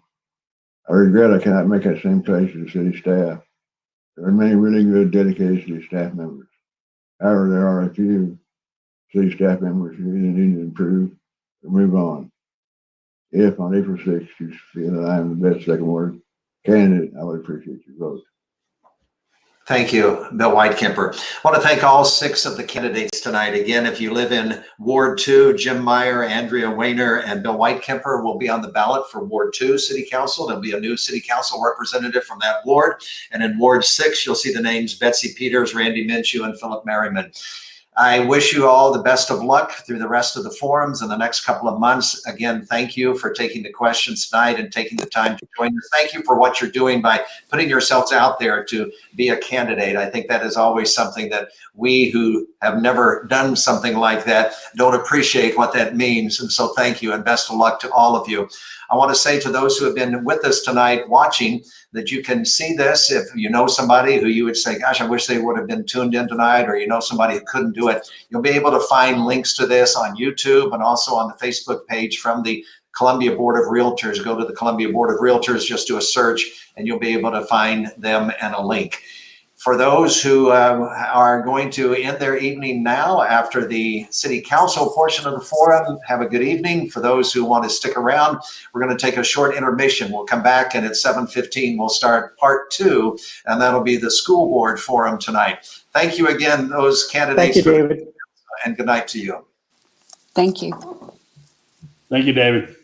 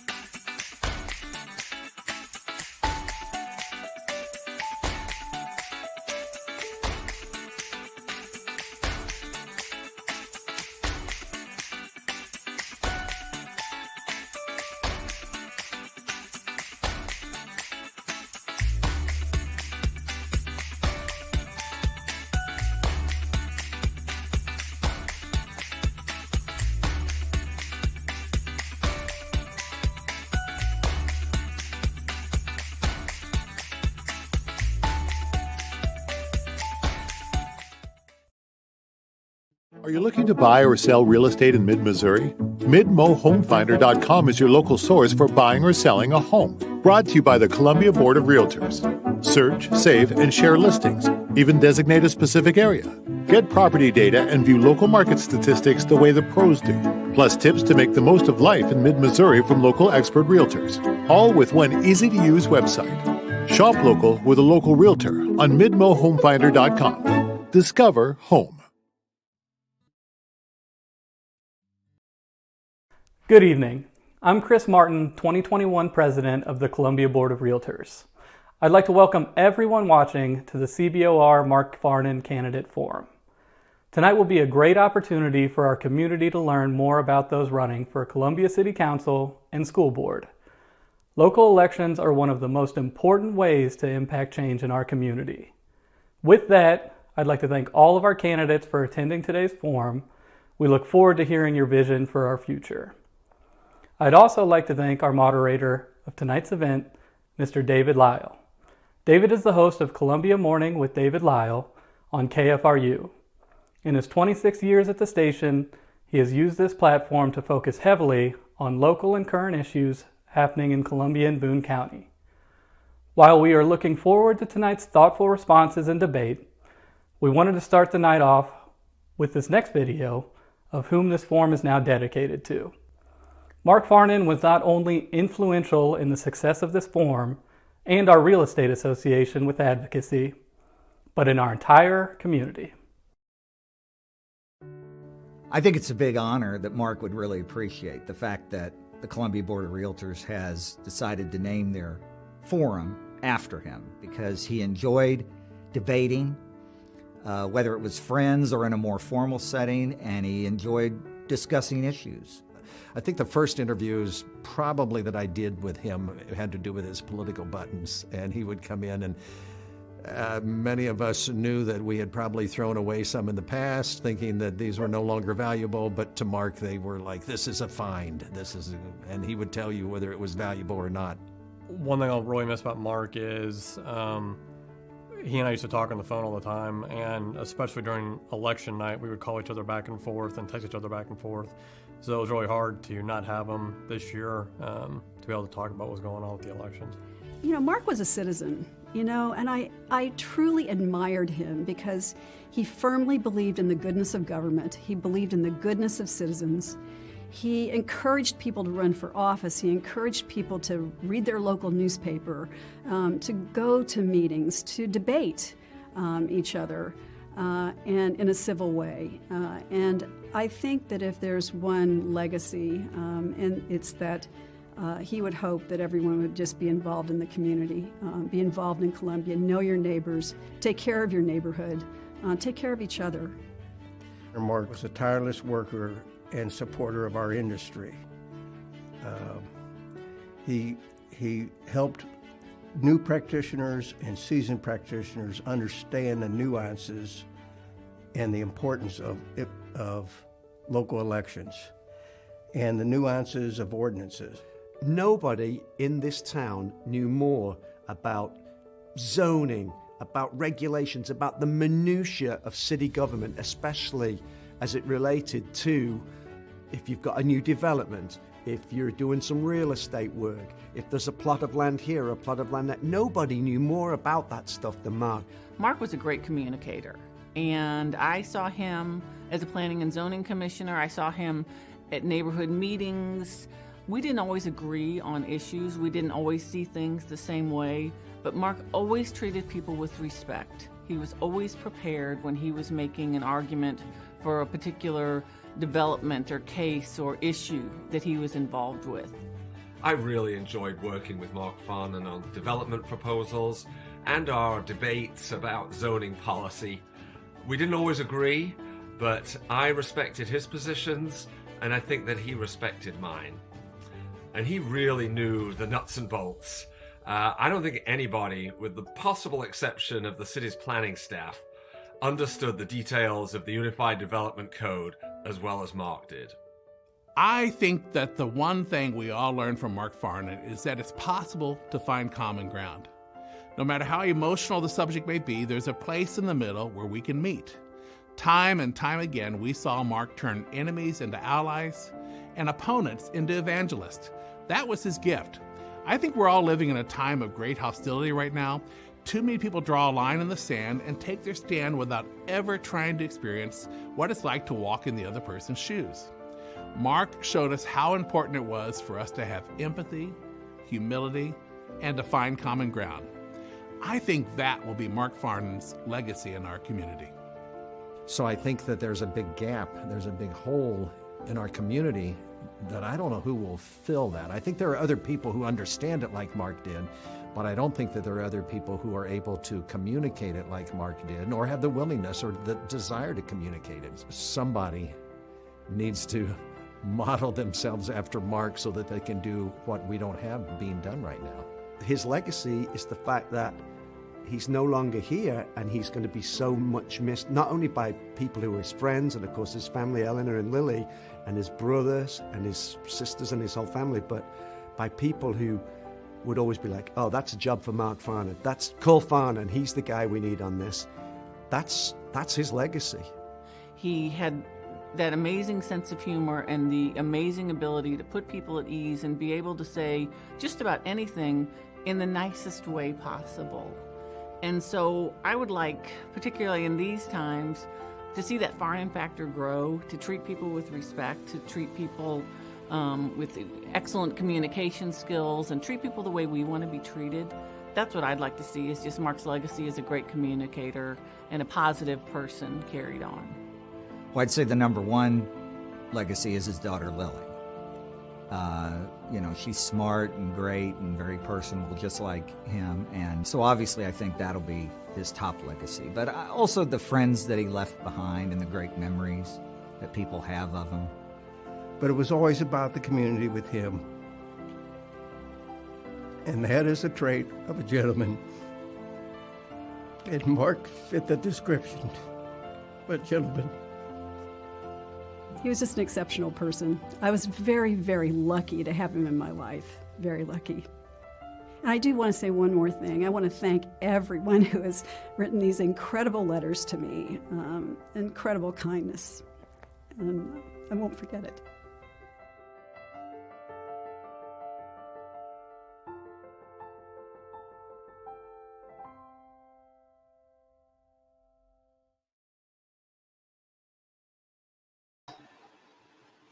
And good evening, everyone. We're glad that you have joined us as we get set to go with the second half of our evening. Some of you probably are holding over after watching the city council portion of the forum, and now we get ready to do the school board.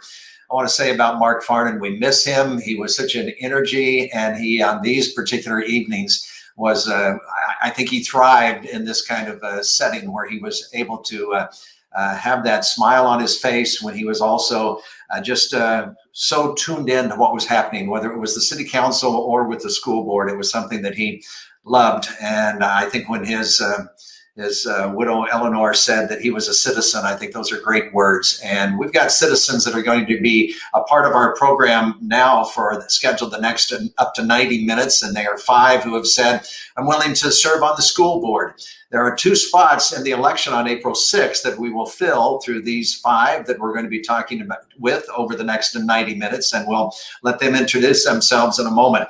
We appreciate those who are watching and those who are just joining us. This is an opportunity for you to hear what we consider as the Board of Realtors to be the first forum, probably of many, that they'll take part in over the next 2 months. I don't know if some who have not run for this position before know what they're in for, but it is kind of it is a marathon. It is a stretch that I think is energizing at times. It's testing of your patience at times, but it's a good process that I think this community really appreciates. And I would just like to say on behalf of the community that we do appreciate all of you for your willingness to put yourself out there. It's what most of us, the vast majority, would never do, because it just would be something that we couldn't imagine doing.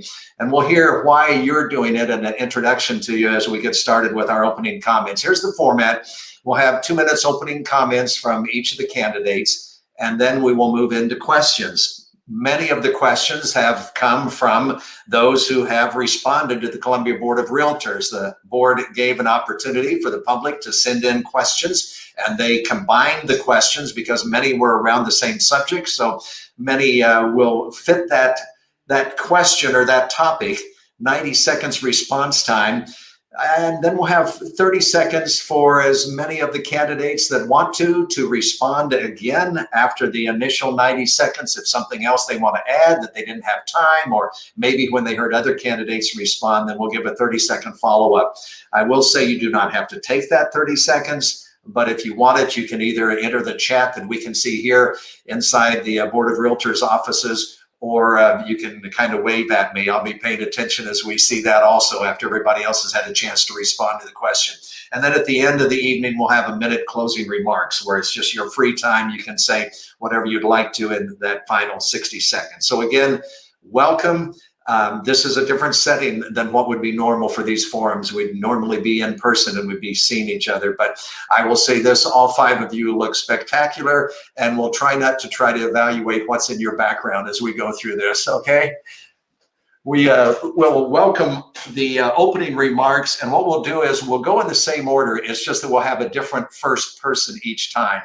And for those who are watching through the social media and YouTube, the candidates do not know what order we're going in, nor do they know what our questions are going to be, although I'm sure they can anticipate some of them. Teresa Malidi, welcome. You get the first 2 minutes for our evening. Thank you, David. And I want to thank you for your support of the Columbia Public Schools. I'm going to start with the slogan. I am Teresa Malidi, as David mentioned, but I want to start with the slogan, communities with the best schools win. And I bring that up because a cross-section of community leaders from Columbia heard that when they were in Knoxville a few years ago. And I think a good education counts more than ever and is essential for a thriving community. 24 years ago, I moved back to my hometown, Columbia. And since then, I've been very active and demonstrated my commitment and passion for early education through my work with organizations created and devoted to early childhood education and closing the achievement gap. A couple of those includes being a founding member of the local Cradle to Career Alliance, and I'm also currently serving on a statewide advisory board for ALIGN, formerly known as Alliance for Childhood Education. I've served on a dozen boards over the past 20 years, and with many of them, I rose to a leadership role where I demonstrated willingness to innovate and tackle complex problems.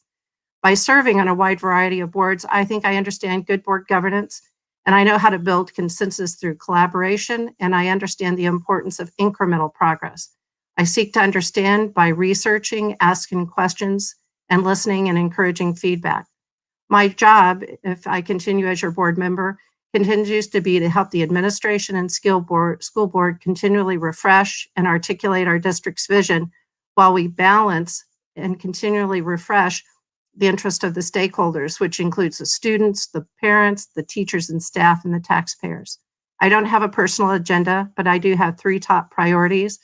First, closing the achievement gap across all student demographics through equity in education and enrichment opportunities. I also want to continue to develop sound strategies to attract and retain quality teachers. And third, ensuring the district continues to earn the community's confidence, trust, and continued financial support. As your board member, I will continue to build and strengthen those important relationships through the district, city, county, and businesses in the community. Teresa Malidi, thank you, and we welcome you. Luke Neal, introduce yourself to us. You've got 2 minutes for your opening remarks. My name's Luke Neal, and I work as the area director for Young Life. I've been doing that for the last 17 years, working directly with students in our community. I'm married to Amy, and I have 2 young daughters who are elementary school aged. I know firsthand the challenges that students and educators face in our community because of my lengthy work in this community. My wife is a CPS employee. I firmly believe in the value of public education. Even though it's flawed, I think that it's still the best opportunity for every kid to find success in life. And I think every kid in our community deserves an opportunity to have a first-class educational experience. These last 10 months have been devastating to our students and to our educators. We don't even, in fact, know the full impact of the last 10 months. I think as we gather more data and information, we will find that it has been pretty significant. And my hope, if elected, is to be a stabilizing voice in our community and on our board. I think what our community needs and what our students deserve now more than ever is stability. And so I want to be a moderate, rational voice that can be a steady hand at the wheel in light of challenges due to COVID, but also in light of the fact that we have a new superintendent that will be joining us in June. I think what we need is someone who can be a steady voice and a steady hand on the wheel to navigate the road ahead. So I'd appreciate your vote and your support. Thank you, Luke Neal. Welcome. And we'll move now to Aaron Saylor. Nice to meet you and welcome to tonight's forum. Your 2-minute opening remarks. Okay, great. I'm a Hartsburg boy, so I'm from a little small town just south of Columbia here. Graduated high school at Southern Boone County High. During that time, I was a junior volunteer firefighter. I've had some experience with public service before in that sense. The crazy thing about firefighting is, and in being in high school, you will go to your friends' crashes and then you'll need to help them. So that can shake you a little bit. After that, I cleaned carpets in Columbia for 10 years. I cleaned from Section 8 housing all the way up to mansions with 100% wool carpet. I've been in every walk of life's home in Columbia, and you see a lot of different people and meet a lot of different people. And the community is large, and we have a lot of different people from different backgrounds and socioeconomics here. During carpet cleaning, I started having children with my wife. We have 2, and they're expensive. So I went back to college, night school, and got my bachelor's of science in computer science. After that, I went and now I work at MoDOT as a web developer. So I'm logical thinking. I can prove what I say. With a web development background, if you say it and you can't prove it, it will break on you. So I like to use logic and data and all that stuff to make decisions. So thank you. Welcome, Aaron Saylor. Appreciate your time tonight. We'll next move to candidate Catherine Sasser, please.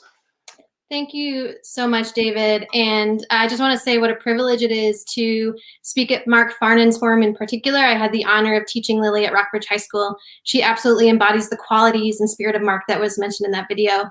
Like I said, I'm Catherine Sasser. I use she and her pronouns. I'm a career-long educator. I got my start as a teacher at West Junior High right here in Columbia. And I spent 9 years serving this community in 6th through 12th grade classrooms. As a board member, I want to do the same thing for our community that I strove to do for our students when I was in those classrooms. I want to hear every story.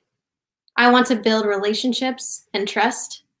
And I want to work with you to create a space where every student, every family, and every CPS employee feels safe and has a chance to thrive. When I'm elected, I will be the only board member with teaching experience in Columbia Public Schools. This insight and perspective must be present in our board conversations. In my 9 years in public schools and in my experience as a CPS parent, I have learned the best educators I know are in this district. Our students are creative, compassionate, resilient, and invested in their learning. And our students are struggling. They are facing unprecedented mental health issues. Black students are disciplined at disproportionately higher rates than their white peers. Students receiving special services are not getting what they need so they can learn. We as a community can hold this tension. We can hold the fact that we are thriving and have a strong school system. We can also acknowledge there's still much work to be done. And the only way that work can be done is if we do it together. Every family has the right to understand district decisions and have an opportunity to impact those decisions based on their unique needs, challenges, and aspirations. As a school board member, I will prioritize community partnership. I will be accessible to all families and CPS employees, and I will strive to bring all voices to the table. Appreciate Catherine Sasser's participation, and let's hear the opening remarks now from Jean Snodgrass. Hi, thank you so much. Thank you to the Columbia Board of Realtors. I will say that this feels in some ways early for a forum and in other ways perfect, because there's so much to discuss and so much that we can dive into that this is just one opportunity. So I look forward to lots of conversations over the next couple months. My name is Jean Snodgrass. I use she, her pronouns. I am a mother. My family and I have lived here in Columbia for 8 years. We lived in Northeast Missouri before that for a number of years. My children are in all levels of the schools right now. I have an elementary school, a middle schooler, and a high schooler. And so have seen this year and previous years the impact and things that have happened. I am an advocate and committed to the public schools. I think that that is our best opportunity. And I think that better educated students results in a better community. And so some of the things that I hope to accomplish on the board is I really want to see a little bit more transparency around communications and decisions. This year in particular, I think has really highlighted how difficult some of those decisions can be. And we should all have opportunities to know what is all the information being used when those decisions happen and get made. I want to see us really prioritize equity and safety for our students so that opportunities, resources, and supports are available to all the students that need them. And I want to see our community come together, because the schools help the community, but the community supporting the schools helps the schools as well. It's mutually beneficial, and it's how we build a strong community, and it's how we all move forward and help of all of our students and all of our stakeholders. Thank you. Thank you, Jean Snodgrass. Well, we've heard from the 5 candidates, and now we're going to get into some questions. We'll kind of ease into some of the questions. Some of the themes that you've brought up in your opening comments will resurface here in some of the questions later. But we're going to start out with this one. When you think about being a school board member, this question has to do with basically, what does that mean? How would you define what that means? And we start, these are the 90-second responses to our questions with Luke Neal. I think it primarily means remembering that you have one employee, and that's the superintendent. What I've heard from educators over the last few weeks as I've been interacting with them, and even folks that work in the administrative level, is that the school board should not be micromanaging their job, that educators are the experts in educating students, and we need to let them do their job. So I see the board's job as removing obstacles from teachers, removing obstacles from all of our staff, not putting more obstacles in place. And so I think remembering that the school board has very limited power. Their job is to listen to the community and gather input. Remember that we represent those that have elected us. Also, on the other hand, gathering data and information and trying to make objective decisions. So holding those two things in tension and weighing those in every vote and in every meeting. But I think what I want to reemphasize is that my approach is to let the professionals do their job. We have a CFO who is a professional in finance. We have Randy Gooch, who's a professional in buildings and operations, and the list goes on. It's not our job to micromanage those things. It's our job to funnel resources to them to help them to do their jobs to the best of their ability. Thank you. We'll take this question now to Aaron Saylor. When you think I want to be a school board member, what does that mean? For me, it means being the voice of the community and helping the community talk to the district and get together for our schools. We, like Luke said, we have a lot of experts in their different areas, and they are good at their jobs. That's how they got their jobs. So you don't need to micromanage them. You don't need to dictate things. You don't need to put in some crazy ideas that is going to be a hardship later down the road. You just need to have the community voice, listen to the people of the community, and bring that to the experts and see how we can work together with all that. So, all right, thank you. Same question to Catherine Sasser now. So first and foremost, I think that being a school board member is being a learner. It's taking a learner posture. It's being willing to get curious and investigate all of the aspects and responsibilities that fall into the lap of the school board. The school board is charged with something that somewhat mirrors teachers' multiple hats that they have to wear. We have to be well-versed in budget. We have to be well-versed in policy. We have to be well-versed in what our community organizations need, what our families need, what the legislature's doing. We have to take a stance of diving in to understand all of the facets that it means to be a school board member. Secondly, to be a school board member is to be a bridge. It's to be a proactive person in the community, seeking out the voices that we don't see at the table. It's making sure that our diverse community is diversely represented in those conversations. And that means that we have to go out and seek out the people who haven't been heard and haven't had a chance to have their voice. I think it's being a collaborator and willing to mediate and facilitate really complicated, sometimes seemingly impossible problems that our community is going to face, and holding the hope that we can make it happen when we all come together, when we speak with honesty and compassion, and all remember that we're all here for the same reason. We all want what's best for our students. Thank you. Again, we're talking about, I guess, defining in your terms what it would mean to be a school board member. Jean Snodgrass, what's your response?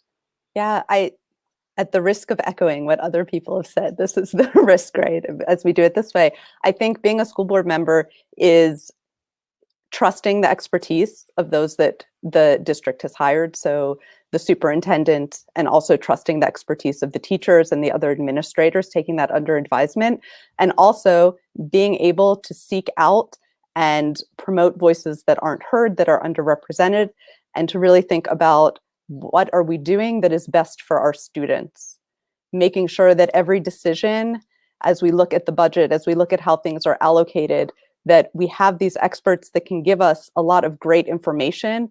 And we also have a community that is telling us what they feel their priorities are. And we need to make sure that we're hearing all of those voices so that we really know what those priorities are, not just what the priorities of the loudest voices are.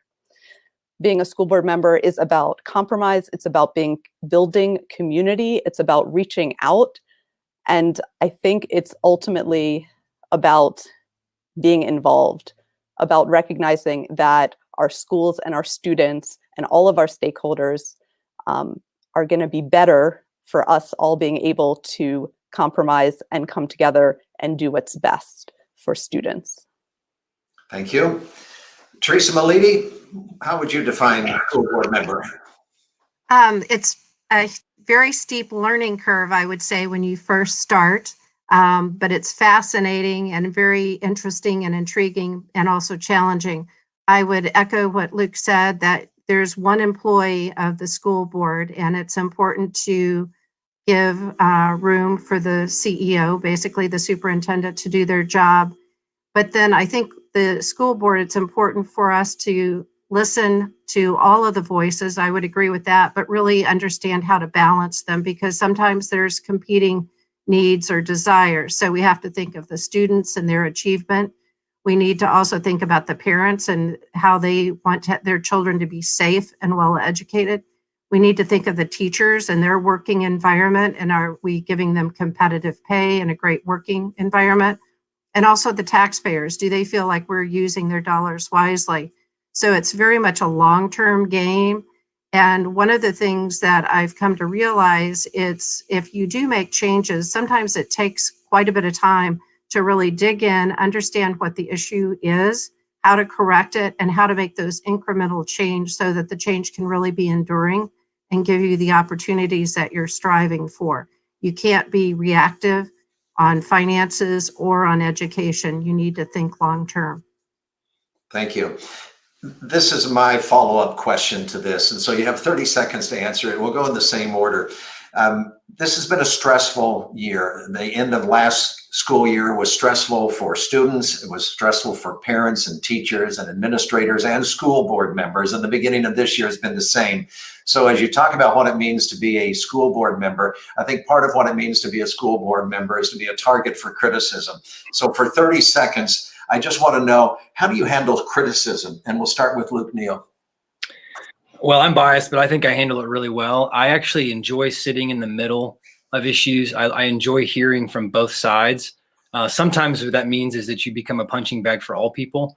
And I'm okay with that because I've made a career out of public service. And that's what this is. When you serve, you lay your life down for other people, and you're willing to take some of those shots for the benefits of kids in our community. All right, thank you. Same question then to Aaron Saylor. How do you personally handle criticism? I try to do better. If I look inwards and see what might be true about the criticism, and then if there are things that I should change, I will change those. And it's anytime you get criticism, hopefully it's constructive. If it's just people yelling at you and calling you names, that doesn't really count. But constructive criticism definitely helps you become a better human. Thank you. Catherine Sasser, you and criticism, please. Sure, I think we can all agree it's never a pleasant space to live in when one is getting criticized. So I think one thing that I would do is take a deep breath, take a step back, get out of my feelings around an initial response to criticism, and unpack it. Right? There's always truth to feedback. And just because it's packaged in a way that doesn't feel good doesn't mean that there's not something meaty and good inside. So you've got to investigate, unpack, and prioritize the good feedback. Thank you. Jane Snodgrass, you know what the question is. How do you deal with criticism? Yeah, hopefully. Most of the time I like to think I use it as a learning opportunity, a chance, like others have said, to reflect, to be able to step back, to think about what is there in the criticism, and really the people that are criticizing, what are they trying to say? What is the real concern? I think sometimes criticism comes from a place of distress when somebody feels like they weren't listened to. So also making sure proactively that we really are listening to all those voices ahead of time. Thank you. Well, Teresa Malidi, how about criticism as a school board member? It has been a very emotional year, as you touched on, David. And one of the things that I try to keep in mind, I think we all want the best for our children and our students, and different families have different stressors and things that are most important to them. And so they try to advocate for them. So I try to listen to all sides. And then when I've made a decision, I generally can feel at peace with it because I've thought it through and I feel it's the best approach to take. Thank you. We're going to move on to another question. Aaron Saylor, you'll be up first on this one, and we're going to go ahead and address the COVID-19 issue. I think there are several questions that we could ask in regard to COVID-19. You've got 90 seconds here at the beginning. If you want to say, I like this or I don't like this, as far as how the school district has responded to the COVID-19 challenge. The question in a firmer form, though, is what long-term effects do you see from COVID-19, and how should the school board handle those issues? So, Aaron Saylor, you're up first. Sure.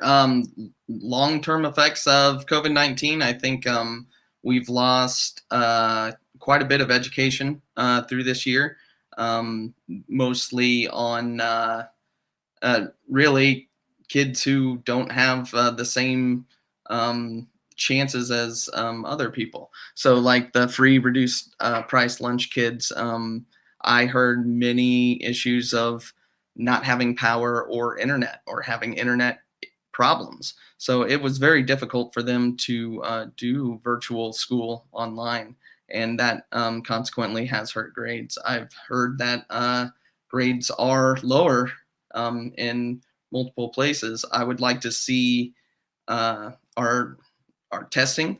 You could say it might not be fair to test, but where I come from with a web background, you benchmark everything.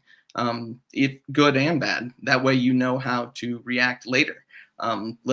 We hope another pandemic doesn't come, but we should have a benchmark to know where we can do better next time, and maybe some options on how we can do better. Thank you. So we'll move to Catherine Sasser now. The question in the form that I've got it here is, what long-term effects do you see from COVID-19? That might be hard to predict what those are going to be, but I think we can anticipate some of those. And how should the school board handle those? Right. So I think we can acknowledge that we're probably not going back to a world that we knew pre-pandemic. Our world has changed. We're in a new normal. And as in every institution in our educational system, we have to reckon with that. There are going to be challenges with access gaps, with learning gaps. There are going to be challenges with reacclimating and recovering really from the trauma of this year. I also think that this challenge that we're all facing is an opportunity, because we're raw and we see that what has been happening in past can't happen anymore. So we can address the long-term needs by distributing more mental health resources, by not accepting the status quo, by reimagining what school can look like in a post-pandemic world, by making sure that virtual or blended learning is possible after the pandemic for students that thrive in that space or need those services. And so while I think the pandemic, the long-term effects are daunting and we don't even know all the impact it's had on us, it's also an opportunity for us as a community to innovate, to reimagine what school looks like instead of just reform and go back to status quo. Thank you. Jean Snodgrass, how about your answer to the question of the long-term effects and how the school might address these? Yeah, I think it's the hardest thing is that we don't know right now what it's going to be. And a piece of that is because what happened with COVID was that it highlighted inequities that were already there. There were already students that were having trouble because they didn't have internet access. There were already students that were having trouble when they weren't at the school because they didn't have access to meals or because of the type of instruction that they were getting. And this sort of highlighted it in a way that made it come to everyone's attention. And I think Catherine's completely right that it's an opportunity for our community that we can think about how we can re-envision things, what we can do to help students, what we can do to equalize and bring some more equity into those resources and how we're applying things in our school district. I think that that's all really important. And I think it's also highlighted the role that the community really has to play, that it has to be symbiotic, that we all have to work together, because one of the other things that has clearly been highlighted is that we expect the schools to do things that really are well beyond education. And where we have the ability to do that, we should be. And the school is a great equalizer in being able to reach folks that maybe otherwise wouldn't be, but we also all have to work together to bring everyone back up to where they need to be. Thank you. Teresa Malidi, your thoughts on this? It has been an amazing year, and a couple of positive things that I do want to bring up. I think the teachers and staff with very short amount of notice were able to do extraordinary things for our students. And what we did find, virtual learning works very well for some students, and it's not sustainable for others. And so I think we've learned a lot about teaching. The other thing I think we should go back and look at, we did some smart things that the one-on-one for computers, for example, was very valuable as we needed to immediately switch to virtual because we did have those in the students' hands. So we should be grateful for that. There was some students that weren't able to access the internet appropriately, and the district worked very hard to get hotspots in as many students and families' hands as we were able to. And we tried very hard to provide food even when they were not in school. That said, I do see this as an opportunity to step back and say, what did we learn? What can we do better? I think it is going to be critical to assess each student when they get back in school to see how they're doing and come up with a plan for them to catch up depending on where they are. But it's going to need to be student by student. Thank you. Final first response to this particular question, we go to Luke Neal. First off, I just want to say our educators have done an unbelievable job, but the hand that they've been dealt in the last 10 months is impossible to play. It's like asking Patrick Mahomes to play the Super Bowl from his knees. It doesn't matter how good of an educator you are, given the circumstances, we're going to have negative outcomes. That was unavoidable. I also want to say, I think it's important that we wait for the data to come in because some of these things are speculative and some are based on data. One of those is that suicide ideation is up 25% among teenagers. That's a fact. As Jean said, equity issues have been really heightened and magnified. What we do know is our most vulnerable populations are hurting the most right now. due to the circumstances. I think literacy will suffer. That'll be one of the biggest things, although that's a bit speculative. We lost 800 students this year, which has a direct impact on funding from the state level. So that's a huge hit for us. And then I also think teacher health, mentally and otherwise. There was a recent survey by MSTA with teachers across the state, and a majority of them are considering other career paths at this time. Thank you. Well, I have a follow-up on this particular question. So we'll go 30 seconds on this in the same order that we just did. You know, decisions that have been made already up to this point, they're already made. I don't want to rehash the decisions about how the school year started or any of those decisions up until the most recent one, which was mid-January. But what I am interested in hearing from you is, in 30 seconds, what would you advocate that the rest of the school year look like? Would you advocate that we change it again in some way or not, and why? So a 30-second thought on what you would advocate for the rest of this school year. Aaron Saylor, you're first. Yeah, I think we should do our best to try to get the kids who want to go into the classrooms as many days a week as we can. I believe it was the director of the CDC said today that it's not necessary to have teacher vaccinations to safely come back to school. Now, obviously, teachers in the high risk categories absolutely should get the vaccinations and everything. But all right, thank you. Catherine Sasser? I've actually spoken to multiple teachers directly about this in the last 2 weeks. And what they're saying is, please don't change it on us again.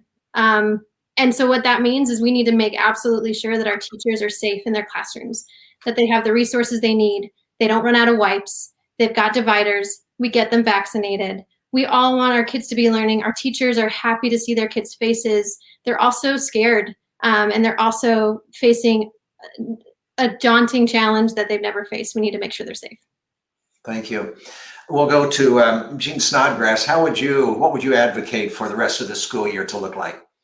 I think that staying how we are is probably the best option of what we have right now. And I agree that we need to make sure, I think teachers need to be vaccinated. Although kids tend to be asymptomatic, we don't know, as we keep saying, what the long-term effects are. And so it's teacher safety, it's student safety, and having the materials and supplies that they need and the consistency for both students and teachers. Thank you.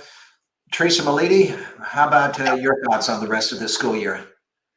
I would say that I don't know if it's till the end of the school year, but my preference would be that we stay as we are right now.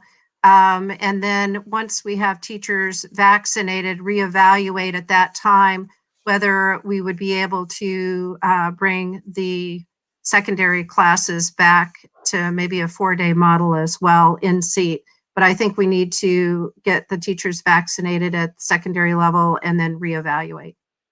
All right, thank you. One final comment on this particular question. We go to Luke Neal. My personal preference is that we would be in seat 5 days a week, but I realize that's not where a good not majority, but percentage of our community is at. I think a good healthy compromise is to say once every teacher has been given the opportunity to be vaccinated, that we should be back in seat 5 days a week. And I say that as my general approach to the board is to listen to the community. And I think that's what a good chunk of our community is saying, that they're not ready for that yet. And so I think that compromise would be a good moderate choice. Thank you all for tackling that issue. And this is another one I think is somewhat related to that. And as I said, the Board of Realtors offered public to suggest questions, and several questions came in regard to the topic of parent advisory groups or parent advisory boards. And so this question has to do with that. What do you think the role should be for a parent advisory group? Do you support having those or not? And if you do support it, then how would you organize it and how would you find members for it? Let's see. Catherine Sasser, it's your turn to go first here. Thanks. We absolutely need a parent advisory board. We need, and we have parents in our community that are asking for it. So as a matter of going out and finding them, folks are ready and willing and requesting that they have participation through a parent advisory board. So if you just reach out to community organizations, I think we need a student advisory board, a parent advisory board, an equity parent advisory board. There's plenty of organizations and groups of parents and community members in town that want to partner, that want to have conversations, that want to participate. And so I think that we open those doors. And I think the more we get conversation, transparency, and communication between the board and community members, the more we can move forward together. We have to sit down at the table together. We have to hash through hard conversations. We have to be able to receive and listen, own and acknowledge our limitations, make realistic goals for what we can do together, and one step at a time, start moving the work forward. All right, thank you. Same question about parent advisory boards to Jean Snodgrass. Yeah, I think there's absolutely a place for it.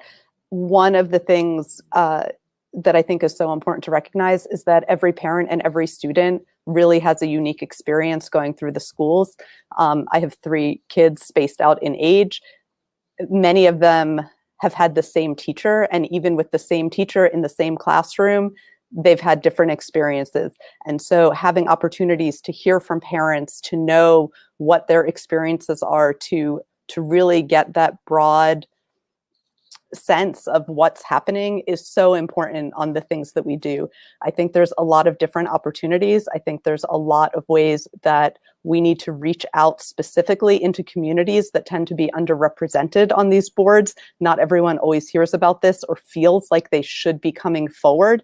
And I think sometimes those are the voices that we actually need to hear the most. Another place that I think parents absolutely need to be part, and that all of the stakeholders need to be part, is I know the board will be getting ready to create a new comprehensive improvement plan, strategic plan.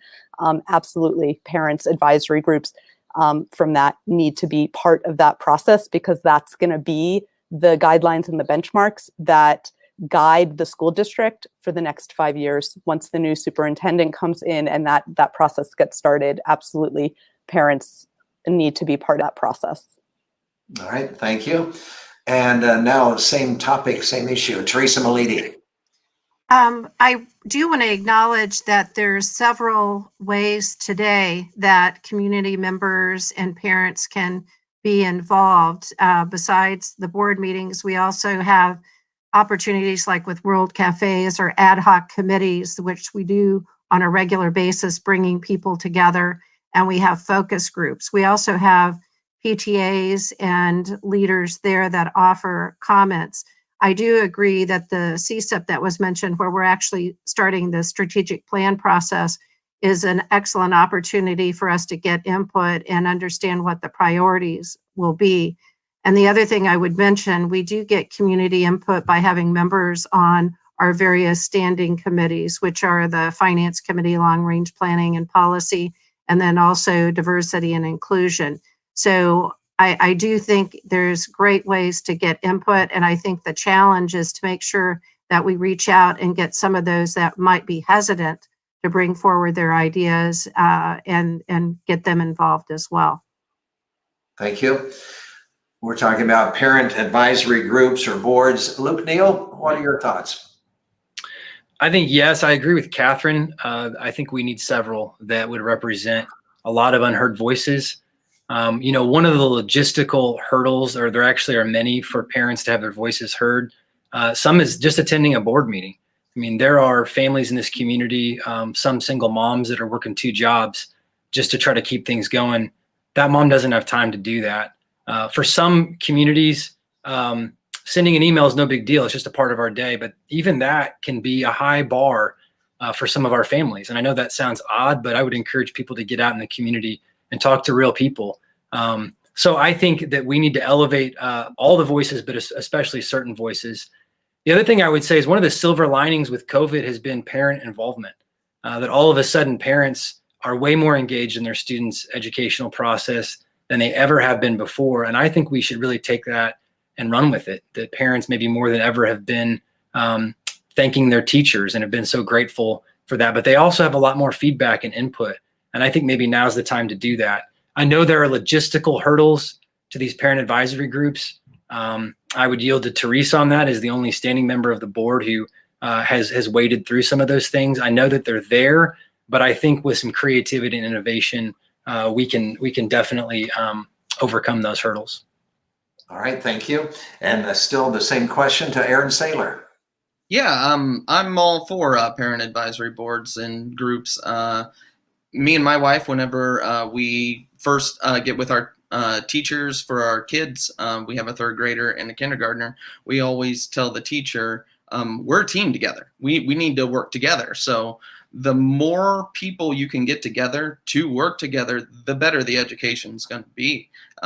It's going to take parents. It's going to take teachers. It's going to take staff, other staffing around the schools, also the community. The parents work out in the community with the job. So really a community advisory board isn't a terrible idea either. The more experts you can get in on there and more ideas, the better off we'll all be and the better education we can provide for everyone. I want to follow up on the parent advisory boards as just one who just wonders, committees have a bad rep or rap, and also boards do, and sometimes you hear the same voices on all of the groups, and sometimes it's just an opportunity for people to gripe, and I'm not sure the productivity level is always admirable in a board or a group. So I guess my follow-up question for you, and again we'll start with Catherine Sasser on this, how would you make it productive? And if you could give me an example of something specific, would this be per grade level? Would it be per school? What are your visions for this if you're a supporter of this?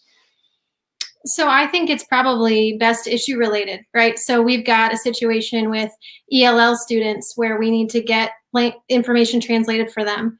We tap families that are English language learners, and we talk to them about what they need. We have those conversations with the folks that are the most directly impacted. We go to the most critically impacted because if we solve with them, everybody will benefit. All right, thank you. I appreciate that example. Jean Snodgrass, your thoughts on this too? Yeah, I think first we should acknowledge that it's okay for it to be messy, that the fact that there's going to be it's not going to be maybe always the most productive meeting, that's part of the process. And we have to, part of it is giving ourselves enough time to work through the process. I think the various issues, looking at those students and those families that are the most vulnerable and the most impacted is the first place to go, and really reaching out to them if they don't come to us. Thank you. Teresa Malini, as you answer this question, your original comment on this particular question was talking about how there are these boards and opportunities that already exist. It almost seems to me like the issue then is just to find people who need to be heard and tell them, pull them in some way. And I don't know how to do that. I would agree to, I think standing committees, sometimes they work, sometimes they can be challenging and maybe not productive. But I do think trying to solve problems and bringing in those that are impacted by whatever the issue is makes a lot of sense, because you get people that are engaged on that issue, they care about it, and they can help enlighten the district and administration. So I think we need to be resourceful and bring people in at the appropriate time. Luke Neal, the question again, just to kind of reiterate, is how do you make a group productive, and how do you make it what it needs to be in order to really benefit the district? I think centering them around school buildings is a good option, and also having, as Catherine said, certain groups that would center around particular issues. I think that at the building level, it provides kind of this lineage that you could sort of pass down the responsibility to the next generation of parents. And I think also a lot of our issues in our school district are building specific. So I think at that level, they would be productive and effective. Thank you. Aaron Saylor, a final comment on this. What are your thoughts? Yeah, find out what the goals are of the committees. the best way to be productive is to have a benchmark of what you're trying to reach. If you are just all together throwing things against a wall, how do you solve that problem? You haven't pointed out a problem. Find solutions to problems. That's how you are effective. Thank you. We're going to move on to another question. And this is another one that some of the people who responded to the request from the Board of Realtors to submit ideas for questions. Another one is a word that I think a lot of people use on all kinds of levels in government and in the school district, and that is transparency. We're going to start with Gene Snodgrass on this way. How do you rate the school board and the district's transparency right now, and what are ways that you think that they can improve on this? Yeah, I think that a big thing is transparency can encompass a lot of things. So we want to know why decisions are being made, what is the information, what are the things that the board is looking at, or a teacher is looking at, right, or a principal on various topics. And communication is also connected to it. So I think that our current school board, Teresa, all of them have done what they can do in a very difficult situation, and been very open to community input and hearing things. And yet, behind the scenes, you hear that certain decisions are being made not because of what the community necessarily wanted, but because of, say, pressure from Jefferson City about funding, right, or things like that. And I think the community has a right to know. So I would love to see more openness, more ongoing communication, not just about the specific decision, like here's what the decision is, but maybe also a little bit about why that decision had to be made. I think that the community is really understanding. We really want to support our teachers. Our teachers are doing an amazing job. I think our administrators are doing what they can do. They're doing an amazing job too. Everyone is really trying in a very difficult situation, and it goes beyond like crises, right? It just needs to be open, and we need to be able to trust each other. Thank you. Teresa Meliti, you're up next. I'm not quite sure whether you requested an opportunity to make a point on the previous question, or you want to include that in this one. I did. I did want to just point out on the building level that we really can't forget the PTA organizations, because they are at a building level, and maybe there's ways we can tap into that and make them even more effective. But I did just want to point that out. And then related to your question on transparency, should I go ahead on that? Yes, please. Okay. My thought here, transparency, I think, does mean different things to different people. And sometimes I've experienced where the challenge is communication and reaching the number of people that have different venues for gathering information. And it's only getting more and more challenging. Not everybody reads the newspaper, or everybody, you won't like this, David, but maybe they don't listen to the radio or something like that. So I think it's trying to get the message out, because I've even had parents that sat through a board meeting where something was discussed, but they didn't pick up on it. So the burden is on us to do the communication, and I understand that. But sometimes the information is there, but it's not being accessed, or we're not channeling it in the correct way. All right, thank you. And no, I understand fully that a lot of people aren't listening to the radio or watching television or reading newspapers right now, but social media might be the way that is going to be the most reachable, especially with the younger parents. Luke Neal, your thoughts about transparency? Well, it's hugely important. It's one of our 6 core values as a school district. And I'm not interested in nitpicking, decisions or votes that were made in the past and things that were said or not said. But I will say this, I think that our community, especially on the COVID decisions, did need a little more information.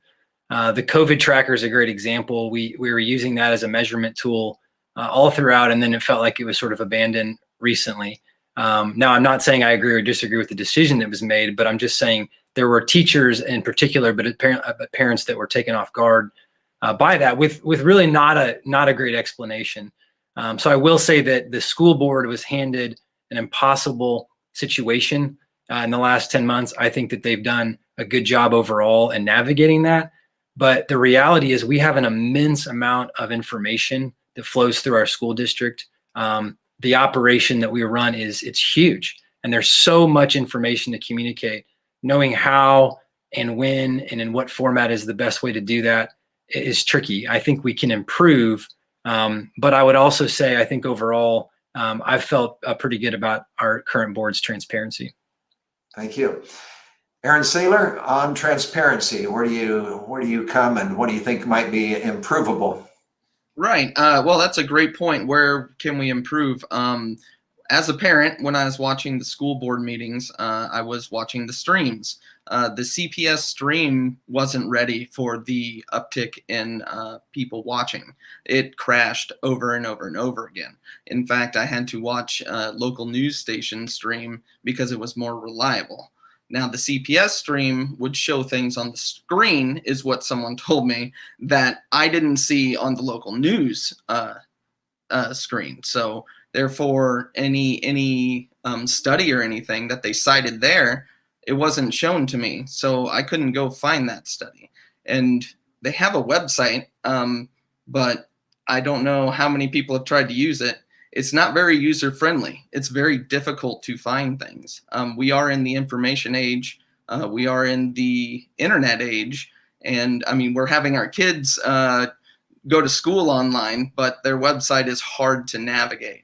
I talked to a teacher that told me that she knew the student had an issue.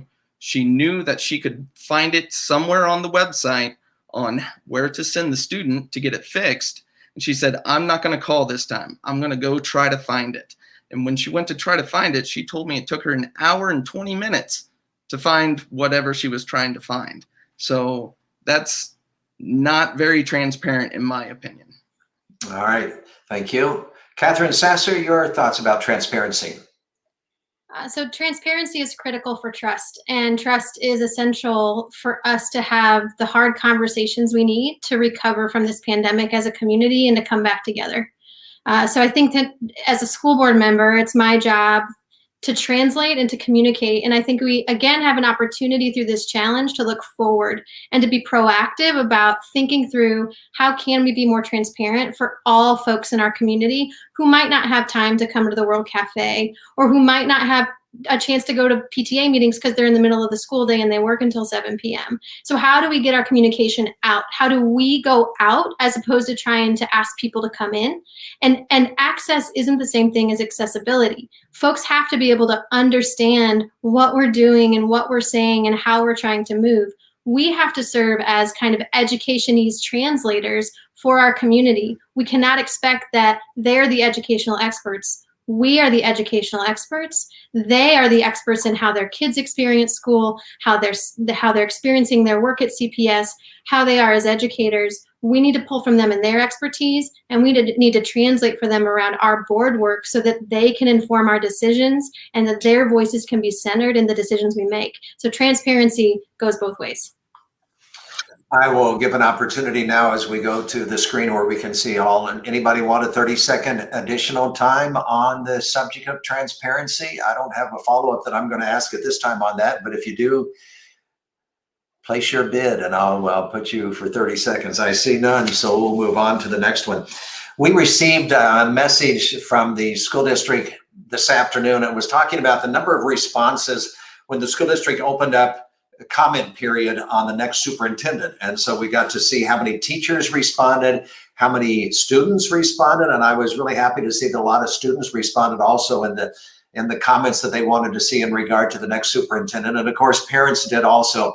So a lot of different community members responded, including those who have no children in the school or no job with the school district. So this question is, I understand that hire will probably take place fairly quickly, maybe before the April election. And so I know it'll be your role to work with that new superintendent, whoever she or he is.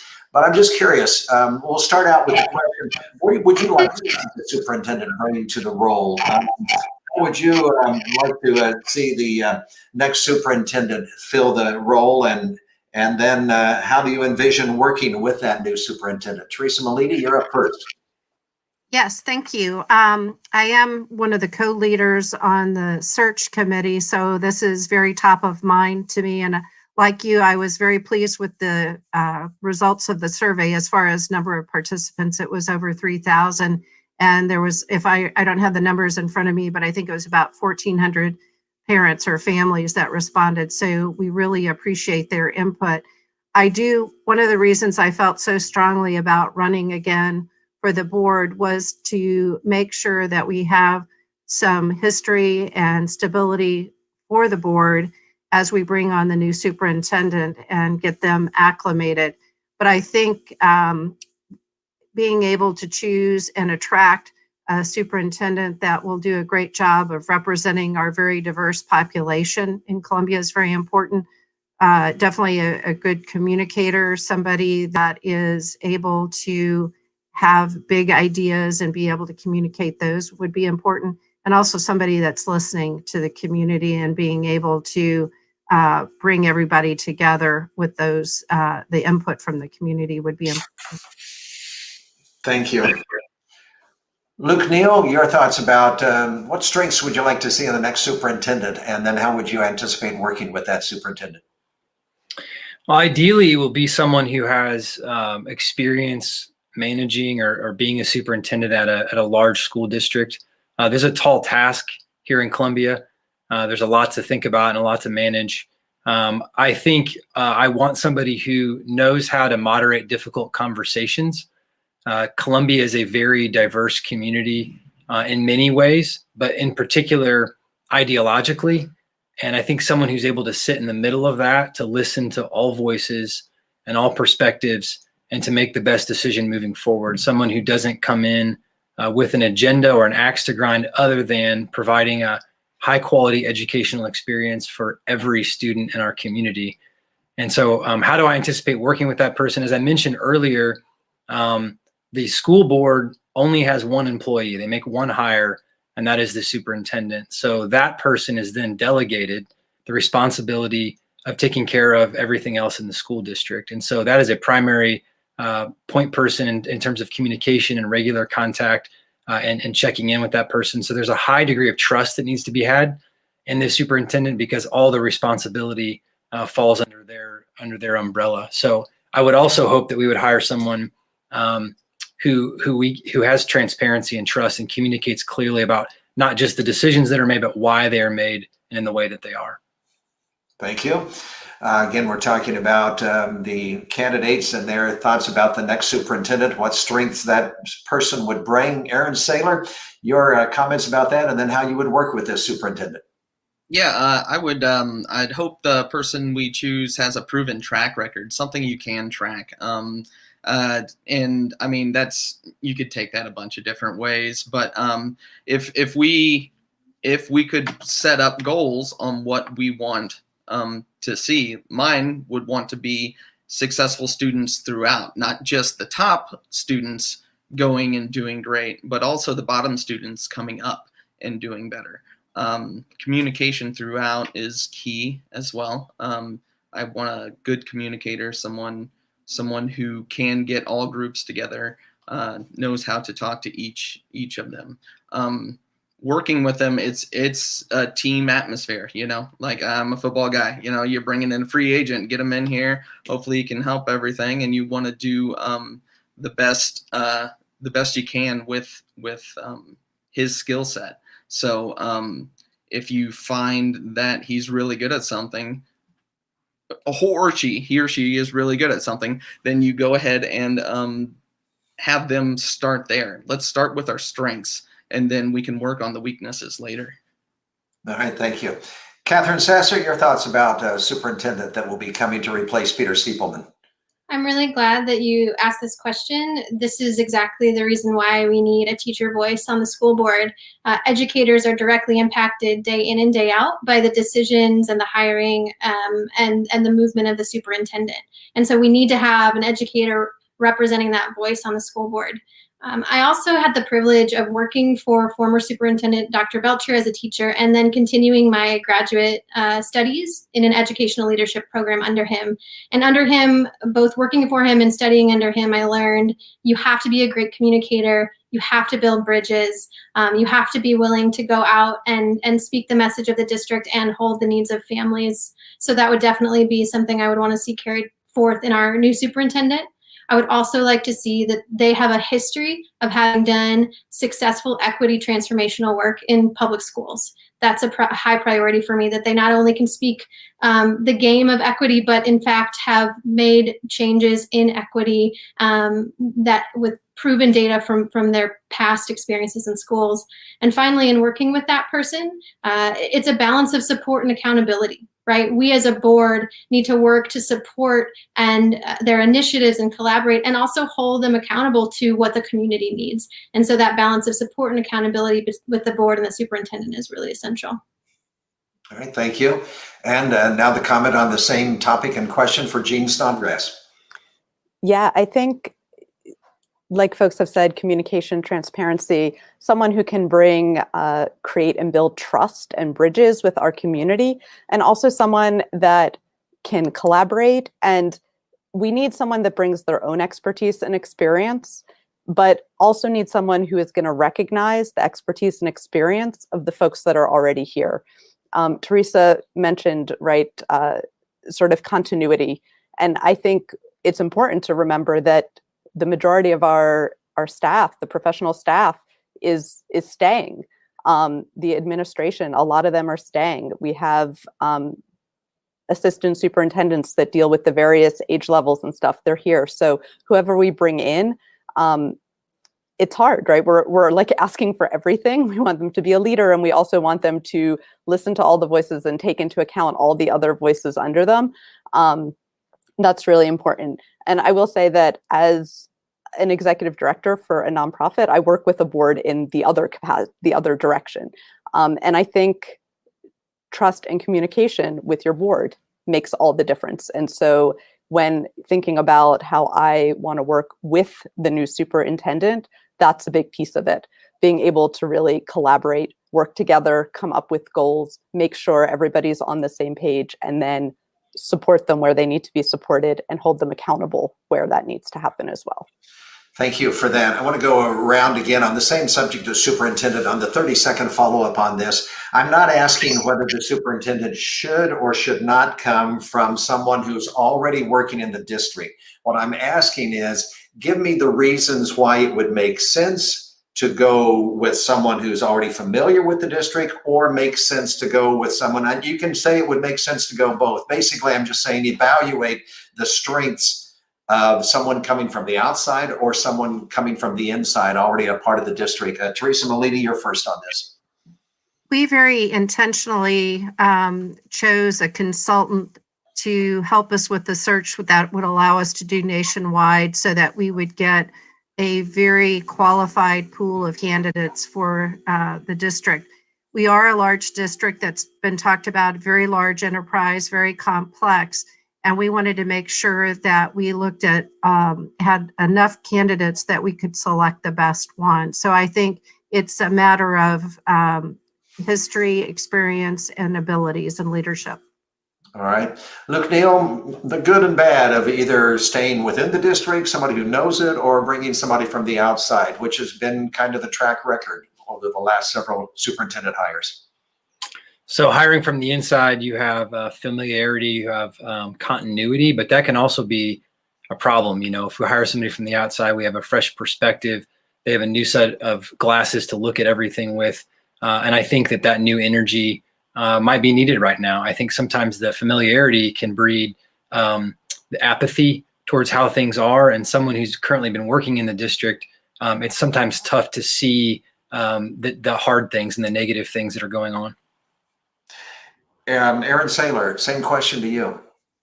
Yeah, a benefit of hiring someone from the inside is that they have a wealth of knowledge of what's going on within the district. They know where our weak points are right now, and they might have ideas how to change it. Obviously, the other side of that, hiring someone from the outside, they don't come in with biases. They don't know what some people might think this area is worse than that area or something like that, and they don't come in with those preconceived biases. Catherine Sasser, what do you have to add on the thoughts about where should the superintendent come from?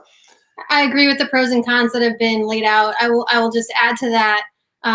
We are in an unprecedented moment in our community in this pandemic, and this hire will make a significant impact on how we come out on the other side of this pandemic world. And so it's essential that we find a candidate that understands our community deeply and can reimagine our schools so that they're more equitable and accessible for all our kids. Thank you. And then finally, Jean Snodgrass on this. Yeah, I'll agree with the pros and cons that others have laid out. Someone from inside that's been here maybe has a little bit more of that background, historical knowledge, but someone coming from outside might have some different ideas, might be able to bring things that they did somewhere else, that they saw done somewhere else. That said, I really think it is about the individual and less about whether they are coming from inside or outside the district. Thank you. We'll move on to another topic. The question as it's written in the notes that I have would be inequalities in the Columbia public school system. I think you could call that as somebody else who sent in the question, haves or have-nots, and then also maybe the achievement gap. We'll start with Luke Neal on this one. What are your thoughts about maybe, and you can interpret this, I'm just interested in how each of you will interpret this, the inequalities in the school district. What does that mean to you, and how would you deal with that or suggest that the school district deal with that? Yeah, well, one that we've been doing some work on over the last few years is the disproportionate number of in-school and out-of-school suspensions for students of color. And I think that there's been some good things that have been put into place with restorative practice training, and we've been making a little bit of progress. So I think that's one area that we need to continue to focus on, continue to do more work on. I also think as we move into someday a post-COVID world, dealing with the fallout from COVID and the effect that has had on the achievement gap, I think a lot of that, frankly, is going to be just getting back to the basics. We need to just focus on providing high-quality educational experiences for our kids. So I do have some concerns about that. Also, the underrepresentation of certain voices, frankly, certain school buildings and our community, I think, continues to drive a wedge where it doesn't need to be. And I think we've addressed that quite a bit tonight. But just to echo some of the things that have been said, I think part of that's on the board and part of that is on school buildings to be reaching out and making an effort to go into the community and hear some of those voices and what the real needs are, instead of us just sitting back and pretending like we know what's best for everybody. All right, we'll move to Aaron Saylor next. When you hear inequalities or disparities that exist within the school district, what comes to mind and how would you deal with that as a board member? Yeah, the first thing I think of are the different schools. There's completely different economic dynamics between the different schools. Like there's some schools that have 100% free and reduced price lunches, and because of that many students fit in that category, that everyone gets one. That's an inequality there. That also goes into the teachers' inequality. A teacher teaching in one classroom in one school has a completely different experience from teaching in a different classroom in a completely different school. Those teachers don't have the same equality either. I don't know how the pay scale goes, but are they two paid the same? But then again, are you trying to? That opens up a whole Pandora's box of, do you pay to go to a school that's more difficult? Do you pay them more, or do you pay teachers who have students that succeed more? I don't know how to tackle that, but that is definitely an inequality. Thank you. Catherine Sasser, on inequalities, how do you interpret that and how do you deal with it?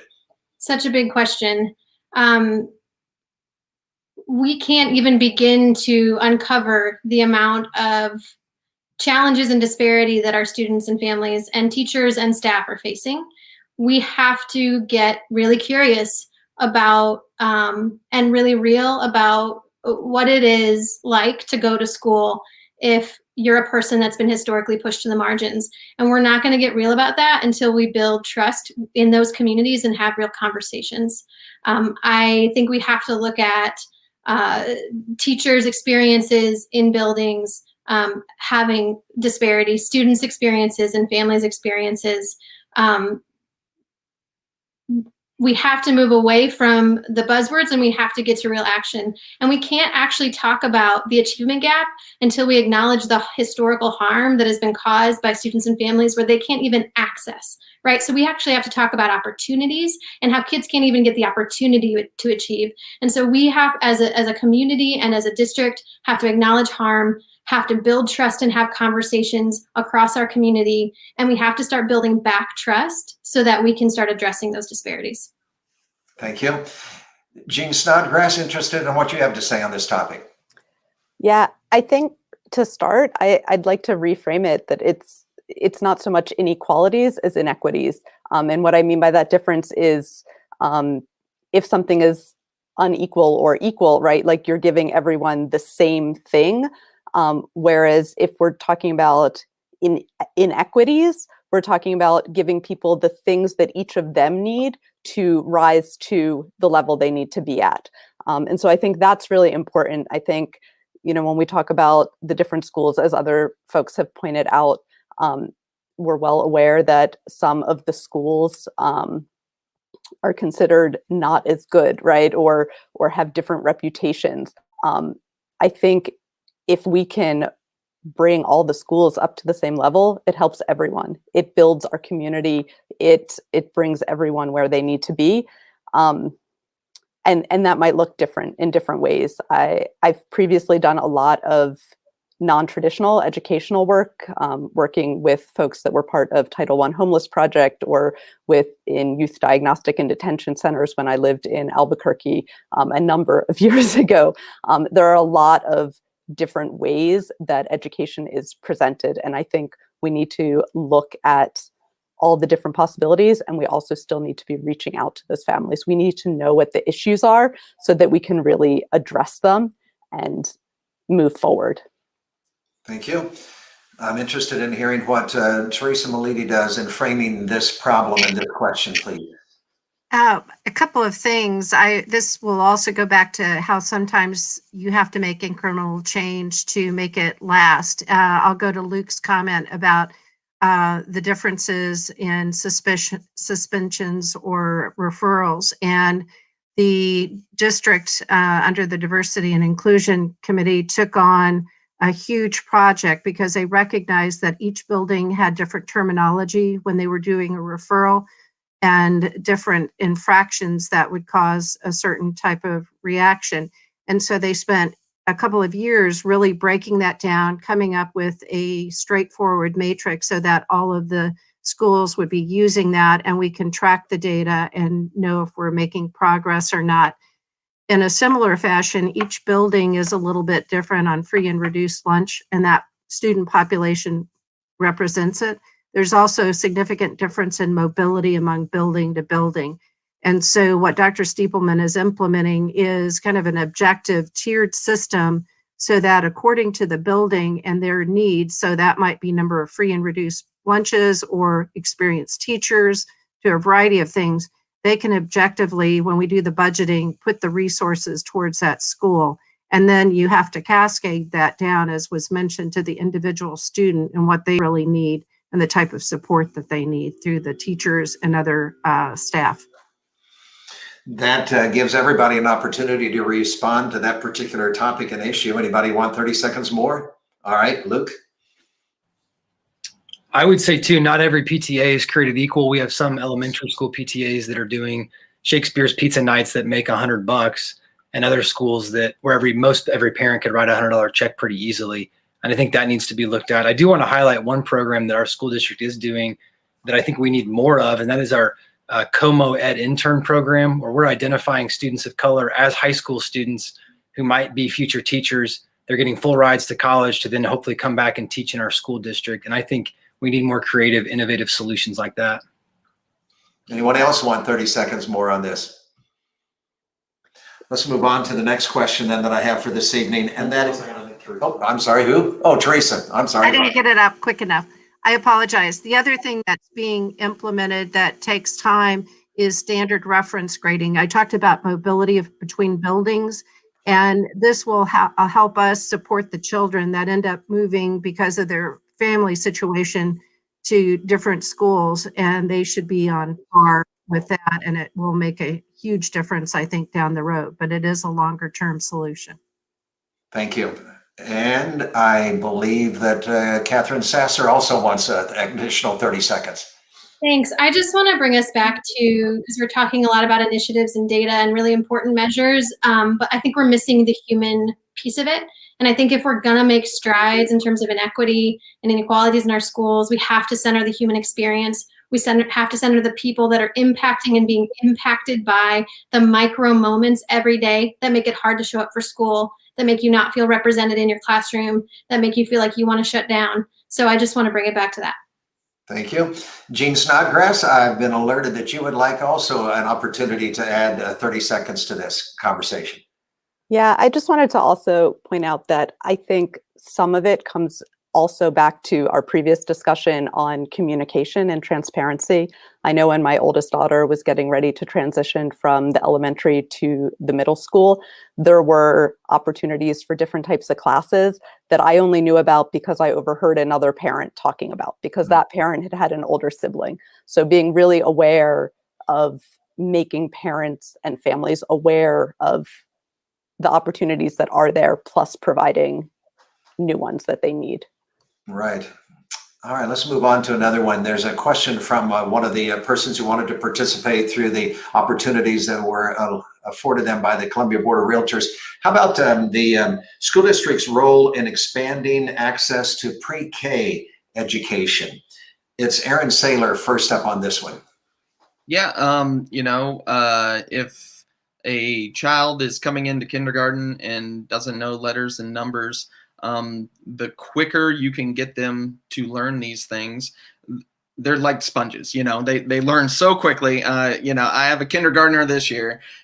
This year he's learned so much, and he can use the iPad like none other. So more pre-K opportunities for everyone. I think that would be best. I'm pro-education, so go ahead and get as much education into these kids as we can. You've got a little bit of time left. I'll just ask this as a general follow-up. Any concerns about affording that or how to administer that? So if we go back to some of the other points with the opportunities and the students who might want to be teachers, maybe we could do some sort of apprenticeship type thing where they can help on certain hours or something. Reach out into the community, see if there's government grants, anything like that. Thank you. Catherine Sasser on pre-K and the school district. So the data definitely show that students are in a pivotal time period in terms of their development in that pre-K time, and access to hearing stories and reading stories and learning language is essential. And so when we're talking again about equity issues and kids showing up to kindergarten at varying levels and varying access points, the challenge starts there. I remember I had a 6th grade student who was a 2nd grade reading level, and I got him in my 6th grade class, and I was trying to teach him social studies, and he was reading at a 2nd grade level, and his gap started in kindergarten, and he couldn't catch up, and he was being expected to think critically and talk critically and write critically about social studies when he was still trying to learn the foundations of just how to read and write. And so how do we address those issues? I think pre-K is one way to do that. You spoke a question to Aaron around how do we afford it? Again, that goes back to community partnership. We have organizations and experts in pre-K in our community who we can reach out to, who we can partner with, who we can reimagine with, so we can get those resources to kids across our community. Thank you. Same question about pre-K education to Jean Snodgrass. Yeah, so I think pre-K is important if that's what people want. It's a really great experience for a lot of kids. It can be an equalizer. We know that early reading, early exposure to reading is really great for kids as far as giving them that start. And so that is one way to do it. I would say that because of the various locations, I know the pre-K programs, at least some of them that exist already, are housed within elementary school buildings. It also gives students that are able to access that a chance to feel more comfortable in that learning space, so that by the time they get to kindergarten, they're not coming in feeling overwhelmed by a huge building. They have a sense of what to expect. And I think it really does become an issue of who is able to access it, so that if you're expanding it, if the goal is to have it be a way to help level some of these inequities that are existing, we need to be really clear about who the program is going to be available for, and how we will fund it. And I think it's correct, like people said, there are certainly grants, there are certainly ways that you can do sliding scales, there are certainly community partnerships that are out there, and we need to be exploring all of that. Thank you. Teresa Malidi on this subject.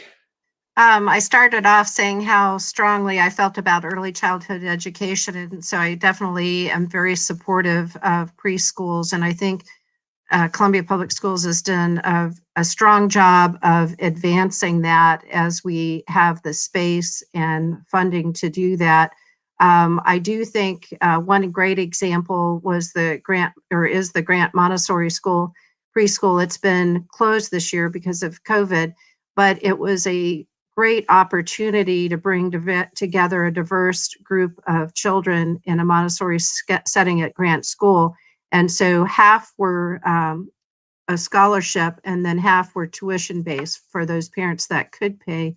And so it's a wonderful, diverse mix of students in the Grant Elementary School. The other thing that I know from research we've done with Cradle to Career, though, is that what's vitally important to success in school, and especially to be considered kindergarten ready, is self-regulation.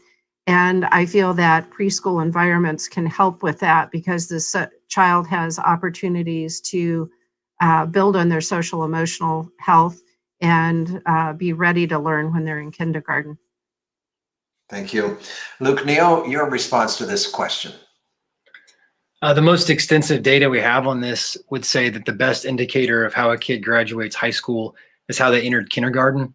And that's kind of sad to hear that. I think there's a lot of reasons for that. And so the most bang for our buck might be pre-K, because, class size, school budgets, even the amount of extracurriculars in a school pale in comparison to how a kid showed up to kindergarten. I think also connection is key. And the sooner that we can develop a connection with a young learner, the better, for continuity and for stability really throughout their educational experience. So, the hard thing about discussions like this is, instead of thinking about pie in the sky, we have to get down to the nitty gritty of how are we going to pay for it. And on a budget, there's only two sides. There's revenue and there's expenses. And so if we're going to add expenses, you either have to raise revenue, and it sounds like there may be some opportunities to do that, or you have to cut other expenses. And those are hard conversations to have. No one likes to have those conversations. But when you get down to it, we can make a huge difference by investing in pre-K that may pay bigger dividends than other parts of our budget currently are. Thank you. Opportunity for anybody who wants to add a 30 seconds. I think Aaron Saylor has asked for some 30-second time here. Yeah, I wanted to make the point that reading really opens the door for everyone. Whenever you, coming from books to movies with subtitles to video games, even now have a lot of reading in it. It opens the door for so many different things for kids, and the quicker we can get them reading, the better. But also we have to watch, the self-fulfilling prophecy of, well, they had a delayed start, and now they're behind here, and then here, and here, and it just keeps expanding. We're going to do one more question before we get to the final comments. And so again, I'm doing something I did earlier tonight. This will be a 60-second question just because of our time constraint. And I'll start with Catherine Sasser. Answer in 60 seconds. Why would teachers of the Columbia Public School District like to see you on the board? Well, that's easy. A lot of my teacher friends and I have had conversations. They want to have a teacher voice represent on the board. They understand that I get it. I've lived in the classroom. I've been in 6th grade, 7th grade, 8, 9, 10, not 11, and 12th grade classrooms. I've been in a variety of buildings. I can represent them. I can represent their needs. I have an internalized experience as a teacher that's unparalleled. They also understand that after being in public ed, I've gone on to work in international ed. I've gotten graduate degrees in educational leadership, and I now run a multi-million-dollar grant with Emens National Center to support schools in Missouri and Kansas. And so they know that at every level, system level, classroom level, department chair level, school level, I've had my passion and my interest in education and making sure that we get more resources to more kids. And so I think that that's why. Thank you. Same question, Jean Snodgrass, why would teachers like to see you on the board? Yeah, I think there's a number of things. I think to start, and hopefully not just teachers, hopefully everyone, but I have a lot of experience as an educator, both I previously held the Missouri teacher certification. I did 5 through 12, 6 through 12 for both English and math. I substitute taught in public schools as well as taught in non-traditional classrooms, done a lot of experiential teaching, a lot of different types of teaching, and also always really worked with my students, my kids' teachers, collaboratively, really understand the teacher's expertise and really want to elevate their expertise and their voices on the issues that impact them. And I also think that it's really about that communication. I think that I really listen well. I think that I have a good track record of compromise and collaboration. Thank you.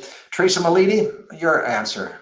A couple of points I would make. My sister was a teacher for 30 years, and so I heard the details of her life, and I think I understand and recognize the difficulty and challenges of teaching. I also know that teachers are answering a calling, basically. But I think it's important on the financial side that we look long-term and give them the support so that they have competitive salaries, that we're able to offer them the benefits that they want to need to support their own families. So I appreciate and admire what they do. And then I have the ability to make sure that they will have a sustaining wage and be able to work in a great environment. Thank you. Luke Neal, you've mentioned, I think you're married to one. So why would teachers other than your wife like to see you on the board? Well, we both teachers and I have the same goal, and that's to put students first and to keep them at the center of all these conversations. It is, after all, the reason that we have a public school system. And so putting students first and their needs first, I have extensive experience working directly with students in our community, both in my career, but also as a track coach at Hickman for 16 years. We have some of the best educators in the world. And our job as the board is to remove obstacles that keep them from being able to do their job to the best of their ability. And so I think teachers would want me on the board because I will find ways to get them the resources, the support, the pat on the back that they need to do the job that they are highly trained to do. And I think also my hope is to bring stability to the board and also to our school district and to our community. Thank you. And on this question of why teachers would be happy to see you on the board, Aaron Saylor? Yeah, I'm a fair person.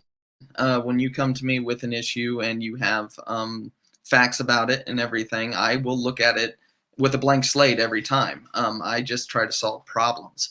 So I also, in my job as a developer, if you don't have continuing education and a lifelong learner, then you fall behind in it, and then eventually you won't have a job. And I am pro giving the teachers the resources that they need to continually educate themselves on multiple different things, like teaching online or virtually. That might be good for them at this point. But anytime that you can give them the resources that they need, and in places where they don't have as many resources, I think that would make me beneficial. I would try to help that. Thank you all so much. We've reached the time where we're going to have our final comments. And so these are 60 seconds that you can spend however you want to spend these, that you think you're best led to do so at this time. And so we'll start with the 60-second closing comments, and we'll start with Jean Snodgrass. Sure. I really believe in our public schools. I think that we have a great community. We have a great foundation. We're making a lot of progress, and I think we can do even more. I think we can do more with transparency and communication. I think we can do more with equity. I think we can do more with bridging the gaps that exist between different segments of our community, between our parents and our families and those in our community that don't have those directly in the school. We can all work together and we can elevate everyone. A good school district is going to bring the whole community up. I think that I have experience that is helpful as a parent, as an educator, as someone that knows how to work with the board. I'm invested in this community and really just want to see the best for our students and for everyone. Thank you, Jean Snodgrass. Teresa Malidi, your closing comment. Okay, I would like to just highlight a few of the points that I think I bring to the board. I did have almost 40 years in banking, and for 16 years of that time, I served as a regional CEO. So I feel that I have the knowledge and I can be a resource to the board and to the district. And I know how to deal with operations, leadership development, financial issues, including budgets, construction, and facility management. And for the last 2 years, I've served as the chair of the Finance Committee and also the Long Range Facilities Planning Committee. I have extensive board experience, and that matters because I think I know how to ask the right questions to move the organization towards success. And I also, but perhaps most importantly, I've already for over 20 years been actively supporting and looking for ways to improve education in Columbia. As I started out, I said communities with the best schools win. And I think we do have a great school system, and it will impact the quality of our life here in Columbia. And the board must actively represent and continuously seek improvement. And I'm there to do that. Teresa Malidi, thank you. Luke Neal, your closing comment, please. In my 17-year career, I have experience working with boards and budgets and procedures as well. But more than that, it's my posture and my character that I want to highlight. I tend to take a posture in life of I enjoy sitting in the middle, and I enjoy hearing from all different perspectives. I don't come in with an agenda to have some grand plan that we need to overhaul curriculum or implement this program or that. My interest is to bring stability to our community, to help pick up the pieces that we don't even fully know the effect of COVID-19 yet, but to help us move forward in a way that does promote equity, that does provide a high quality educational experience for every student. And so my hope is to be a moderate voice who listens to all perspectives, who looks at data and relevant information and can help bring stability. Thank you. Luke Neal. Aaron Saylor, we're ready for your closing comment. Yeah, I want to thank everyone for watching. I know this might not be everyone's best idea of a Wednesday night, but I appreciate you all coming in and listening. I really want people in the community to get more involved in their government. As we learned this year, these little elections will affect our lives a little bit more than the presidential election might. So I think anytime you can get involved, the more you learn, the better it'll be. I'm a logical thinker. I'm a lifelong learner. I look at things, problems, and I try to solve them. And I will do my best to do that for the schools. Thank you, Aaron Saylor. And a closing comment, please, now from Catherine Sasser. Sure. First, I just want to say thank you to CBOR and to you, David, for hosting. And I want to say thank you to all our students, families, teachers, and staff at CPS, our board members, including you, Teresa, for enduring this year and for keeping us moving forward and embracing these challenges and showing up every day. It's a great feat, and we're so grateful for you. To end with kind of my note, I'm the sole candidate with classroom experience in our district. I'm a career-long educator. I'm a federal education grant manager in charge of program, process, and budget. And most importantly, I'm a mom of CPS kids, and I'm an advocate. As a school board member, I will prioritize community partnership. I'll be accessible to all families and CPS employees, and I'll strive to bring all voices to the table. I believe in public schools, and I believe we can reimagine to make CPS even stronger. I'm Catherine Sasser. I'm a teacher for the people, and I'd appreciate your vote. Catherine Sasser, thank you. I want to thank all 5 candidates again and wish you the best of luck as you continue to campaign. Again, this is a good kickoff, and we didn't cover all the subjects that you'll have an opportunity to talk about, and you'll have an opportunity to revisit some of these subjects in the other forums that come up over the next 2 months. I think that those who have watched this tonight, I know I have some tough decisions to make. We've got 5 good candidates, and 2 are going to be happy with the result of the election on April the 6th, and 3, I hope, will not give up. I hope they will continue to be involved and continue to have their voices heard, no matter what the situation is. So thank you all. For those who maybe know some people and you say, well, they didn't have an opportunity to watch this live tonight, direct them to the Columbia Board of Realtors website, and there will be information there as how to get this either from YouTube or from Facebook. And so it'll be posted there so people can watch and see what was said tonight. Again, thank you all. Be sure to vote, those who are watching, and consider strongly the importance, as the candidates have said tonight, in municipal elections and school board elections. They do impact our lives so directly. So for the Board of Realtors and for those who have helped with the production tonight, and especially for our candidates, good night. Enjoy the rest of the evening, and we'll meet up again somewhere along the way. So thank you.